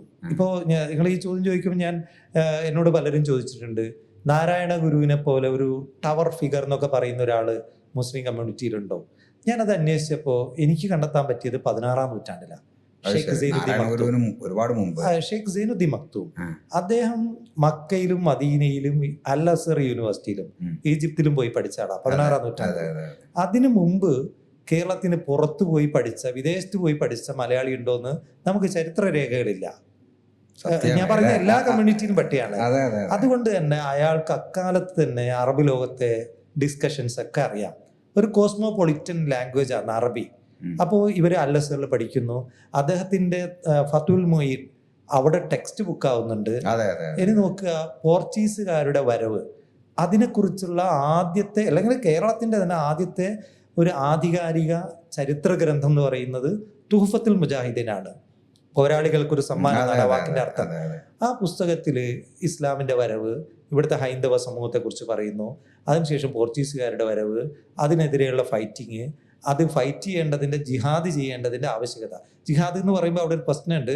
കേവലം സായുധം മാത്രമല്ല, എഴുത്തിലൂടെ എല്ലാ രീതിയിലും നടത്തേണ്ട ജിഹാദിനെ കുറിച്ച് അതിൽ പറയുന്നു. ഇനി അദ്ദേഹത്തെ നമ്മൾ വിലയിരുത്തുമ്പോൾ അദ്ദേഹം ഒരു പുതിയ എഡ്യൂക്കേഷൻ സിസ്റ്റം കൊണ്ടുവന്ന ഒരാളാണ് കേരളത്തിൽ. അതിനു മുമ്പ് ആർക്കും അങ്ങനെ ഒരു പള്ളി ദർശനം. ഓക്കെ. എന്നിട്ട് അദ്ദേഹം ഈജിപ്തിലെ അൽ അസറാണ് അദ്ദേഹത്തിന്റെ മോഡൽ. ഇതിൽ വലിയ നവോത്ഥാനം എന്താ? ഇനി നോക്കുക, അത് പറയുന്നു. അതേസമയം അദ്ദേഹം എടുത്ത ജാതീയതയെക്കുറിച്ച് എഴുതുന്നു. പിന്നെ അദ്ദേഹം ഒരേ സമയം മത കാര്യങ്ങൾ, കർമ്മശാസ്ത്ര കാര്യങ്ങൾ പറയുന്നു, സാമൂഹിക രാഷ്ട്രീയ വിഷയങ്ങളും പറയുന്നു. വലിയ ചർച്ചയായി നിൽക്കുന്ന സമയമാണ്. അതെ, അല്ല, അതിലേക്ക് നമുക്ക് പോവാം. ഒരേ സമയം തന്നെ 4 മദ്ഹബുകളെ കുറിച്ച് അദ്ദേഹം പറയുന്നു. വളരെ വിശാലമായ ഒരു എന്താ പറയുക, ഫിഖ് കാഴ്ചപ്പാട് അദ്ദേഹത്തിനുള്ളത്, കർമ്മശാസ്ത്ര കാഴ്ചപ്പാട്. ആന്റി കൊളോണിയലാണ് അല്ലെ, പോർച്ചുഗീസുകാർക്കെതിരെ. അതും അദ്ദേഹത്തിന്റെ തുഹഫത്തുൽ മുജാഹിദീൻ എന്ന കൃതി അദ്ദേഹം സമർപ്പിക്കുന്നത് ബീജാപൂരിലെ രാജാവിനാണ്. എന്തുകൊണ്ടായിരിക്കും ആദിൽ രാജ അല്ലെ, സുൽത്താൻ ആദിൽ ഷാ. അദ്ദേഹം സുന്നിയല്ല, അദ്ദേഹം ഷിയ ആണ്. ഷിയ മാത്രമല്ല, ഷിയ സ്റ്റേറ്റ് ആയി പ്രഖ്യാപിച്ച ആളാണ്. ഇപ്പോഴും ഷിയ ബെൽറ്റ് ആണത്. അതെ. ഞാൻ ചോദിക്കണതേ, അന്ന് ഇവിടെ സാമൂതിരി ഉണ്ടല്ലോ, പിന്നെ എന്തുകൊണ്ടായിരിക്കും ആദിൽ ഷാക്ക് അത് കൊടുത്തിട്ടുണ്ടായി? അദ്ദേഹം സമർപ്പിച്ചു. അതേസമയം ഇത് നോക്കുക, അത് ഒന്നാമത്തെ ഒരു ഘട്ടം. ഞാൻ അവിടെ നിർത്തുന്നില്ല. നമുക്ക് ആ ഒരു വലിയ, അദ്ദേഹം ഒരേ സമയം അദ്ദേഹത്തിന്റെ ടെക്സ്റ്റുകൾ 1000 വർഷം പഴക്കമുള്ള ഒരു യൂണിവേഴ്സിറ്റിയിൽ ടെക്സ്റ്റ് ആവുകയാണ്, അറബി ലോകത്ത് ചർച്ച ചെയ്യുന്നു. ഒരേ സമയം അദ്ദേഹം അങ്ങോട്ട് പോകുന്നത് പോലെ അവിടുന്ന് പണ്ഡിതന്മാർ പൊന്നാനിയിലേക്ക് വരുന്നു. അപ്പോൾ പൊന്നാനി ഒരു വൈജ്ഞാനിക കേന്ദ്രമാണ് എല്ലാ അർത്ഥത്തിലും അക്കാലത്ത്. അപ്പോൾ അതാണ് നവോത്ഥാനം. ഭാഷയിൽ അദ്ദേഹം എഴുതുന്നു, ധാരാളം എഴുതുന്നു. അത് ഒരു സൈനുദ്ദീൻ മക്തൂം മാത്രമല്ല, സൈനുദ്ദീൻ മക്തൂം, കബീർ ഉണ്ട്, സഹീർ ഉണ്ട്, ഒരുപാട് പേരുണ്ട്. അവരൊക്കെ തന്നെ അതെ, അവർ 10ഉം 20ഉം ഗ്രന്ഥങ്ങൾ അറബിയിൽ എഴുതിയിട്ടുള്ള പണ്ഡിതന്മാരാണ്. അവരെല്ലാം എഴുതിയ അറബിയിലാണ്. അദ്ദേഹത്തിന്റെ രചനാ രീതി പോലും ഒരുപക്ഷെ അദ്ദേഹം അൽ മുഖദ്ദിമ അടക്കമുള്ള കൃതികൾ വായിച്ചിട്ടുണ്ടാവും. ശാസ്ത്രീയ ചരിത്ര രചനാ രീതി അദ്ദേഹം ഉപയോഗിക്കുന്നത്. ഇവിടെ ഭാരത പഴമയും കേരള പഴമയും ഒക്കെ ഉണ്ട്. അത് മിത്തുകളാണ് നല്ലൊരു ശതമാനം. പരശുരാമൻ മഴുവറിഞ്ഞ് കേരളം ഉണ്ടായി എന്ന് പറയുന്ന കഥകളൊക്കെ ഇവിടെ ഉള്ളത്. അദ്ദേഹം നേരെ മറിച്ച് വസ്തുനിഷ്ഠ ചരിത്ര രചനയുടെ ഒരു രീതിശാസ്ത്രം ഉപയോഗിച്ച് എഴുതുന്നു. ഒന്ന്, ശരിക്കും ഇപ്പൊ നിങ്ങൾ ഈ പറയുന്നതിൽ കേരളത്തിൽ തന്നെ ശരിക്കും നവോത്ഥാനത്തിന്റെ തുടക്കക്കാരനായിട്ട് മലയാളം ഭാഷ ശരിക്കും രൂപപ്പെട്ടിട്ടുണ്ട്. അല്ല, അവിടെ പറയാം, ആ മലയാളം രൂപപ്പെട്ടു വരുന്നു. ഇപ്പോ മലയാളത്തിന് പ്രായം എത്രയാന്ന് ചോദിച്ചാൽ EMS നമ്പൂതിരിപ്പാട് 750 വർഷം എഴുതിയിട്ടുണ്ട്. 750 അങ്ങനെ. MGS നാരായണൻ പറയുന്നത് 650 വർഷമാണ്. അപ്പോൾ അന്ന് അറബികൾ വരുമ്പോ ഇവിടെ ഒരു കേന്ദ്രീകൃത ഒരു ലിപി പോലും ഇല്ല. പല ലിപികളിലാണ് എഴുതുന്നത്. വട്ടെഴുത്ത്, കോലെഴുത്ത്, ഗ്രന്ഥലിപി, ഇങ്ങനെ പലതും. അവിടെ കേരളീയ മുസ്ലിങ്ങൾ ഒരു ഭാഷ രൂപപ്പെടുത്തുന്നു, അറബി മലയാളം. നിങ്ങൾ നോക്കുക, അത് കഴിഞ്ഞു വരുന്ന കാളി മുഹമ്മദിന്റെ നമുക്കറിയാവുന്ന ഒരു, എല്ലാവർക്കും അറിയുന്നത് മൊഹീദ്ദീൻ മാലയാണ്. അദ്ദേഹത്തിന്റെ തന്നെ ഫത്തുൽ മുബീൻ ഉണ്ട്, അത് സമരകാവ്യാണ്. അത് സമർപ്പിച്ചിരിക്കുന്നത് സാമൂതിരിക്കാണ്, കോഴിക്കോട്. അതിലെ വിഷയം ചാലിയം കോട്ട വീണ്ടെടുക്കുന്നത് അതിന്റെ ഫൈറ്റിങ്ങുമായി ബന്ധപ്പെട്ടതാ. ആന്റി കൊളോണിയലാണ്. അദ്ദേഹം ഒന്നിലധികം ഗ്രന്ഥങ്ങൾ ആൻറ്റി കൊളോണിയലായിട്ട് അദ്ദേഹത്തിൻ്റെതായിട്ടുണ്ട്, ഒന്നിലധികം ഉണ്ട്. അപ്പോൾ ഒരേ സമയം അദ്ദേഹത്തിൻ്റെ മൊഹീദ്ദീൻമാല, നവോത്ഥാനം എന്ന് പറയുന്നത് നമ്മൾ ടെക്സ്റ്റുകളെ നശിപ്പിക്കലായിരുന്നു ഞാൻ നേരത്തെ പറഞ്ഞ സലഫി നവോത്ഥാനം. അതേസമയം യൂറോപ്യൻ നവോത്ഥാനം എന്ന് പറഞ്ഞാൽ ടെക്സ്റ്റുകളെ വീണ്ടെടുക്കല. മൊഹീദ്ദീൻമാലക്ക് ഞാൻ അതിൻ്റെ കണ്ടന്റ് അല്ല എൻ്റെ വിഷയം, അതിൻ്റെ ലാംഗ്വേജ് നോക്കുക, തെളിഞ്ഞ മലയാളം. ഇപ്പൊ എഴുത്തച്ഛന്റെ സമകാലികനാണ് ഖാദി മുഹമ്മദ്, ഏകദേശം അത് ഏറെക്കുറെ അങ്ങനെ നമ്മൾ എത്തി നിൽക്കുന്നുണ്ട്. എഴുത്തച്ഛൻ ഇപ്പോ ജീവിതത്തിന്റെ നിസ്സാരതയെ കുറിച്ച് പറയുമ്പോൾ വാഹിനി സംതപ്ത ലോഹസ്താമ്പ് ബിന്ദുനാം സന്നിഭം മർത്യജന്മം ക്ഷണഭങ്കുരം എന്നൊക്കെ തനി സംസ്കൃതത്തിൽ പറഞ്ഞു പോകുമ്പോൾ നമ്മുടെ ഖാദി മുഹമ്മദ് എഴുതുന്ന എങ്ങനെയാ? കുപ്പിക്കകത്തുള്ള വസ്തുവിനെ പോലെ കാണും ഞാൻ നിങ്ങളുടെ കൽഭാഗം എന്നവർ. തെളിഞ്ഞ മലയാളം, എവിടെയും സംസ്കൃതം ഇല്ല, തമിഴ് പദങ്ങൾ ചിലപ്പോൾ അവിടെ ഇവിടെ കണ്ടേക്കും. അപ്പൊ തെളിഞ്ഞ മലയാളം ഉപയോഗിച്ച ആദ്യത്തെ ആൾ, ഒരർത്ഥത്തിൽ നമ്മുടെ ഭാഷയുടെ പിതാവ്, തെളിഞ്ഞ മലയാളത്തിന്റെ ആദ്യത്തെ പിതാവ്. ശരിക്ക് അല്ല, പിതാവ് മാതാവ് എന്നൊക്കെയുള്ള കൺസെപ്റ്റ്, മാതാവ് ഇല്ലല്ലോ നമുക്ക്, മാതാവ് ഇല്ലാതെയാണ് നമുക്ക് പിതാവ്. മാതാവ് ഉണ്ടാവുന്നത് 20-ാം നൂറ്റാണ്ടില്ല, അതിനു മുമ്പ് സ്ത്രീകളില്ല. അപ്പോൾ നോക്കുക, ഞാൻ പറഞ്ഞ ഒന്നാമത്തെ ആള് തീർച്ചയായിട്ടും ഷെയ്ഖ് സൈനുദ്ദീൻ മക്തൂം. അത് കഴിഞ്ഞ് വരുന്ന ശരിക്കും മഖ്ദൂമിനെ മുസ്ലിങ്ങളല്ലാത്തവർ ശരിക്കും മലയാളത്തിൽ പഠിച്ചണോ? നടന്നണോ? ധാരാളം പഠനങ്ങൾ വന്നിട്ടുണ്ട്. ഇപ്പോഴും മലയാളത്തിലും ഇംഗ്ലീഷിലും ധാരാളം പഠനങ്ങൾ നടക്കുന്നുണ്ട്. മുസ്ലിം പണ്ഡിതന്മാരല്ല, അല്ലാത്തവരുണ്ട് പഠനം. കാരണം അദ്ദേഹത്തിന്റെ കോൺട്രിബ്യൂഷൻ അധികം. ഇനി നമ്മൾ നോക്കുക, ഞാൻ പറഞ്ഞു വന്ന ഖാദി മുഹമ്മദ് ഒരേ സമയം മൊഹീദ്ദീൻമാല എഴുതുക മാത്രമല്ല, അദ്ദേഹത്തിന്റെ പിന്നെ ഫത്തുൽ മുബീൻ ഉണ്ട്, കാവ്യം. അദ്ദേഹത്തെ പറയുന്ന 1000-200 എന്നൊക്കെ പറയുന്ന വാദമുണ്ട്, എനിക്കറിയില്ല എത്ര കണ്ടെത്തിയെന്ന് അദ്ദേഹത്തിന്റെ കൃതികള്. എത്രയോ ആവട്ടെ, അദ്ദേഹം ഭാഷയിൽ സൃഷ്ടിച്ച ഒരു നവോത്ഥാനം ഉണ്ട്.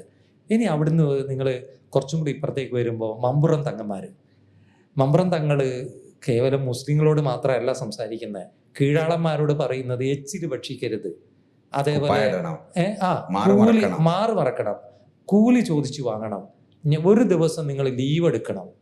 ഭയങ്കര ഒരു തൊഴിൽ മേഖലയിൽ തൊഴിലാളി വർഗത്തിനോട് അദ്ദേഹം സംസാരിക്കുന്നു. കൃത്യമായിട്ടുള്ള ഒരു കീഴാള നവോത്ഥാനത്തിന്റെ ഒരു വക്താവായിട്ട് നമുക്ക് മമ്പുറം തങ്ങളെ കാണാം. മമ്പുറം തങ്ങൾ എന്ന് പറയുമ്പോൾ മമ്പുറം ഫസൽ പൂക്കോയ തങ്ങൾ കൂടിയുണ്ട് നമുക്ക്. സൈദലവി തങ്ങള് ഞാൻ ഇപ്പൊ പറഞ്ഞത്, സൈദലവി അതേസമയം ഫസൽ പൂക്കോയ തങ്ങളെ നാട് കടത്തി. അദ്ദേഹം പിന്നീട് അവസാനം തുർക്കിയിലാണ് എത്തുന്നത്, അവിടെ ഗവർണർ വരെ ആയിട്ടുണ്ട്. അദ്ദേഹത്തിന്റെ പിന്നെ മക്ബറ അവിടെയാണ് കിടക്കുന്നത്. അദ്ദേഹം 20ഓളം ഗ്രന്ഥം എഴുതിയിട്ടുണ്ട്. ഒരു ഗ്രന്ഥം അധിനിവേശ വിരുദ്ധ ഫത്വകളാണ്. എനിക്ക് തോന്നുന്നു ലോകത്ത് തന്നെ അധിനിവേശത്തിനെതിരെയുള്ള ഒരു ഫത്വകളുടെ സമാഹാരമൊക്കെ അത് ആദ്യമായിട്ട് അദ്ദേഹത്തിന്റെ ആയിരിക്കും, ഒരു മലയാളിയുടെ. പക്ഷെ അദ്ദേഹം എഴുതിയത് മുഴുവൻ അറബിയിലാണ്.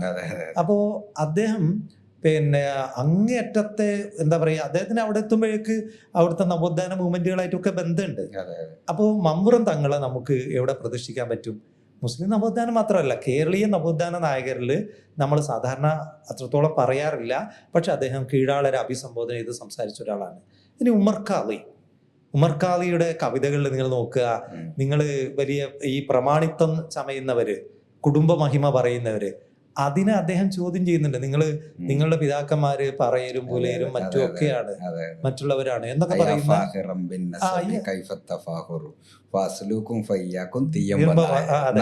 നായരോ. അതെ, അസില് അതൊക്കെ ആയിരിക്കും. അതെ, ഇതന്നല്ലേ നവോത്ഥാനം. അവിടെ പ്രമാണിത്വത്തിന് ചോദ്യം ചെയ്യുന്ന കവിതകൾ എഴുതുന്നു. അതുകൊണ്ട് ഞാൻ പറഞ്ഞ അന്നത്തെ മുസ്ലിം കുടുംബങ്ങൾക്കിടയിലുള്ള ഈ പ്രമാണിത്വ പോരുകൾക്കെതിരെയുള്ള അതൊക്കെ ഭയങ്കര സംഭവമാണ്. ശരിക്കും ഇതിൻ്റെയൊക്കെ ഒരു കീഴാള വായന മുസ്ലിം ലൈഫിനെ കുറിച്ച് തന്നെ വേറൊരു തരത്തിൽ നടക്കേണ്ടതാണ്.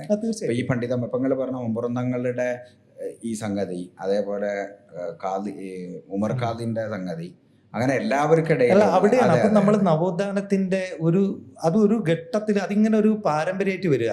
അപ്പൊ ഞാൻ പറയുന്നത് കേരളത്തിലെ മുസ്ലിങ്ങൾ ഒറ്റപ്പെട്ട ഒരു കമ്മ്യൂണിറ്റി അല്ല, ഒരു കോസ്മോപൊളിറ്റൻ ലാംഗ്വേജ് കയ്യിലുള്ള ഒരു കമ്മ്യൂണിറ്റി. ഇപ്പോൾ പോർച്ചുഗീസുകാർ ഇപ്പോൾ വാസ്കോഡ ഗാമ വരുമ്പോഴും ഇവിടെ അറബി അറിയുന്നവരുണ്ട്, അവരുടെ കൂട്ടത്തിലും അറബി അറിയുന്നവരുണ്ട്. അങ്ങനെയാണല്ലോ വിനിമയം സാധ്യമായത്. നോക്കുക, ഇവിടുന്ന് അങ്ങോട്ട് പോകുന്നു, ഇങ്ങോട്ട് വരുന്നു, വിദേശത്ത് പോകുന്നു. നമുക്ക് ഇപ്പോൾ ഹജ്ജിന് പോകുമ്പോൾ അവിടെയുള്ള എല്ലാവരെയും കാണുന്നു, ഇവരെ കോൺവെർസേഷൻ നടക്കുന്നു.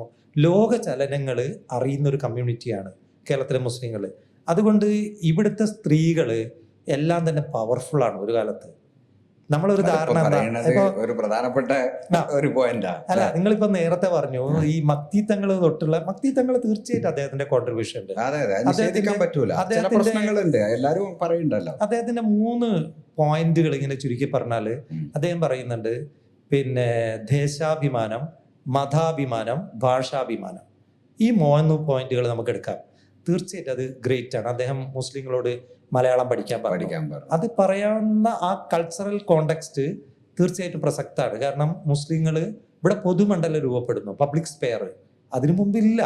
ഇപ്പോ എഴുത്തച്ഛൻ തുഞ്ചൻ പറമ്പെന്ന് എഴുതുമ്പോ ചമ്രവട്ടം പാലത്തിന്റെ അപ്പുറം ഒരുപക്ഷെ മക്തൂമിങ്ങളുണ്ട്, പക്ഷെ ഇവര് തമ്മിൽ കമ്മ്യൂണിക്കേഷൻ ഇല്ല. ഒരു തരത്തിലും സാധ്യമല്ല എന്നല്ല, അതിന്റെ ആവശ്യമില്ല. കാരണം വൈഷ്ണവ ഭക്തി കാവ്യാണ് എഴുത്തച്ഛൻ എഴുതിയത്. കാളി മുഹമ്മദ് എഴുതുന്നത് ഒരു കാതിരിയ തെരീക്കത്തിന്റെ ടെക്സ്റ്റാണ്. ഇവർക്ക് തമ്മിൽ കമ്മ്യൂണിക്കേഷനും ഇല്ല, പക്ഷെ ഇതിൽ നമുക്ക് പൊതുവായ ചില സാഹിത്യ എലമെന്റ് ഉണ്ട്, അതുകൊണ്ട് നമ്മൾ വായിക്കുന്നു. അപ്പൊ ഇവർ തമ്മിൽ യാതൊരു ഇങ്ങനെയുള്ള കമ്മ്യൂണിറ്റികൾ തമ്മിൽ ഒന്നിച്ചിരുന്ന് പഠിക്കുന്നില്ല, ഒന്നിച്ചൊരു പത്രമില്ല, ഒന്നിച്ചുള്ള എല്ലാവർക്കും വായിക്കാനുള്ള സാഹിത്യമില്ല, ഒന്നുമില്ല. അത് വരുന്നത് കൊളോണിയലിസത്തോടു കൂടിയാണ്. ബ്രിട്ടീഷുകാർ വന്നതിന് ശേഷമാണ്. അവിടെ എന്ത് ചെയ്യുന്നു, 19-ാം നൂറ്റാണ്ടിൽ പൊതു സ്കൂളുകൾ ആരംഭിക്കുന്നു, പൊതുപള്ളിക്കൂടം. അവിടെയാണ് മക്തിത്തങ്ങൾ നിങ്ങൾ മലയാളം പഠിക്കണം എന്ന് പറയുന്നു. അദ്ദേഹം പറയുന്നത് നിങ്ങൾക്ക് രാജകൊട്ടാരങ്ങളിൽ കണക്കപ്പിള്ള ജോലി കിട്ടണമെങ്കിൽ നിങ്ങൾ മലയാളം പഠിക്കണം. 1 എന്ന് പറഞ്ഞാൽ BSc. 2 ഭയങ്കര രസമായിരുന്നു ആ പുസ്തകത്തിൽ. എന്റെ ഒരു അഡിങ് കേട്ടില്ല, കഠിന കഠോരം, കഠോര കൂടാരം അദ്ദേഹത്തിന്റെ പുസ്തകത്തിന്റെ പേര്. അത് ക്രൈസ്തവരുമായി ബന്ധപ്പെട്ട്. ഇനി അടുത്തത് അദ്ദേഹം പറയുന്നത് നിങ്ങളുടെ മതം പൂർത്തിയാവണമെങ്കിൽ നിങ്ങൾ മലയാളം പഠിക്കണം. അത് രസകര. ഇപ്പോ മുസ്ലിംമാരൊക്കെ അന്ന് ഇവർക്ക് പലർക്കും തനി മലയാളത്തിൽ കാര്യങ്ങൾ പറഞ്ഞു കൊടുക്കാൻ പറ്റുന്നില്ല. ഇപ്പോ നിങ്ങൾ പള്ളിയർസ് പഠിച്ചതല്ലേ, അൽഹന്ദു ആകുന്നത് എന്നർത്ഥം വെക്കുന്ന പരിപാടി ഉണ്ടല്ലോ, അത് ഈ ഭാഷാ പരിമിതി കൊണ്ടാണെന്ന് മക്തിത്തങ്ങൾ പറയുന്നുണ്ട്. രാത്രി എന്ന് പറയാൻ പറ്റുന്നില്ല, രാത്രി, ഇങ്ങനെ കുറെ വാക്കുകൾ അദ്ദേഹം കൊടുക്കുന്നുണ്ട്. എന്നിട്ട് പറയുന്നുണ്ട് ഈ ഭാഷ കേട്ടാൽ മലവാസികൾ പോലും ഹസിക്കുന്നു, പരിഹസിക്കുന്നു. ആര്? ട്രൈബ്സ് പോലും എന്ന് വലിയ തോതിൽ പരിഹസിക്കപ്പെടുന്ന ഒരു കാലാണ്. അല്ല, അതുകൊണ്ട് തന്നെ ആ മക്തിത്തങ്ങൾ അപ്പറഞ്ഞത് പ്രധാനാണ്. അത് അദ്ദേഹത്തിന്റെ കോൺട്രിബ്യൂഷൻ നമുക്ക് നിഷേധിക്കാൻ പറ്റില്ല. അതേസമയം മക്തിത്തങ്ങൾ ഇന്നത്തെ ഏതെങ്കിലും ഒരു സംഘടനയുടെ വക്താവല്ല. അതെ അതെ, വഹാബികൾക്കും പറ്റൂല, സുന്നികൾക്കും പറ്റൂല, അല്ല എല്ലാവർക്കും പറ്റും, എല്ലാവർക്കും പറ്റുകയും ചെയ്യും. എല്ലാവർക്കും പറ്റും. സ്ത്രീ വിരുദ്ധത നിങ്ങൾ നേരത്തെ പറഞ്ഞ അത് അദ്ദേഹത്തിന്റെ തന്നെ സമ്പൂർണ്ണ കൃതികളില് അതാണ് അദ്ദേഹത്തിന്റെ മറ്റൊരു വശം. സ്ത്രീ വിരുദ്ധത കാലഘട്ടത്തിന്റെ എല്ലാവർക്കും ഉണ്ടാവില്ല, ഈ കാലഘട്ടത്തിന്റെ ഇൻഫ്ലുവൻസ്. അല്ല, അവിടെ എനിക്ക് ആ മക്തിത്തങ്ങളുടെ സമ്പൂർണ്ണ കൃതികളിൽ അത് എഡിറ്റ് ചെയ്തത് KK അബ്ദുൽ കരീമാണ്. അദ്ദേഹം ചിലത് ഒഴിവാക്കിയിട്ടുണ്ട് എന്നും പറയപ്പെടുന്നുണ്ട്. ഏതായാലും അതിലുള്ള ഒരു ചാപ്റ്ററാണ് നാരി നരാപചാരി. ആ ടൈറ്റിലുള്ള ചാപ്റ്റർ തനി പിന്തിരിപ്പനാണ്. അത് പറയാതിരിക്കാൻ നിർവാഹമില്ല. അതിൽ സ്ത്രീ വിരുദ്ധാണ് അങ്ങോളം.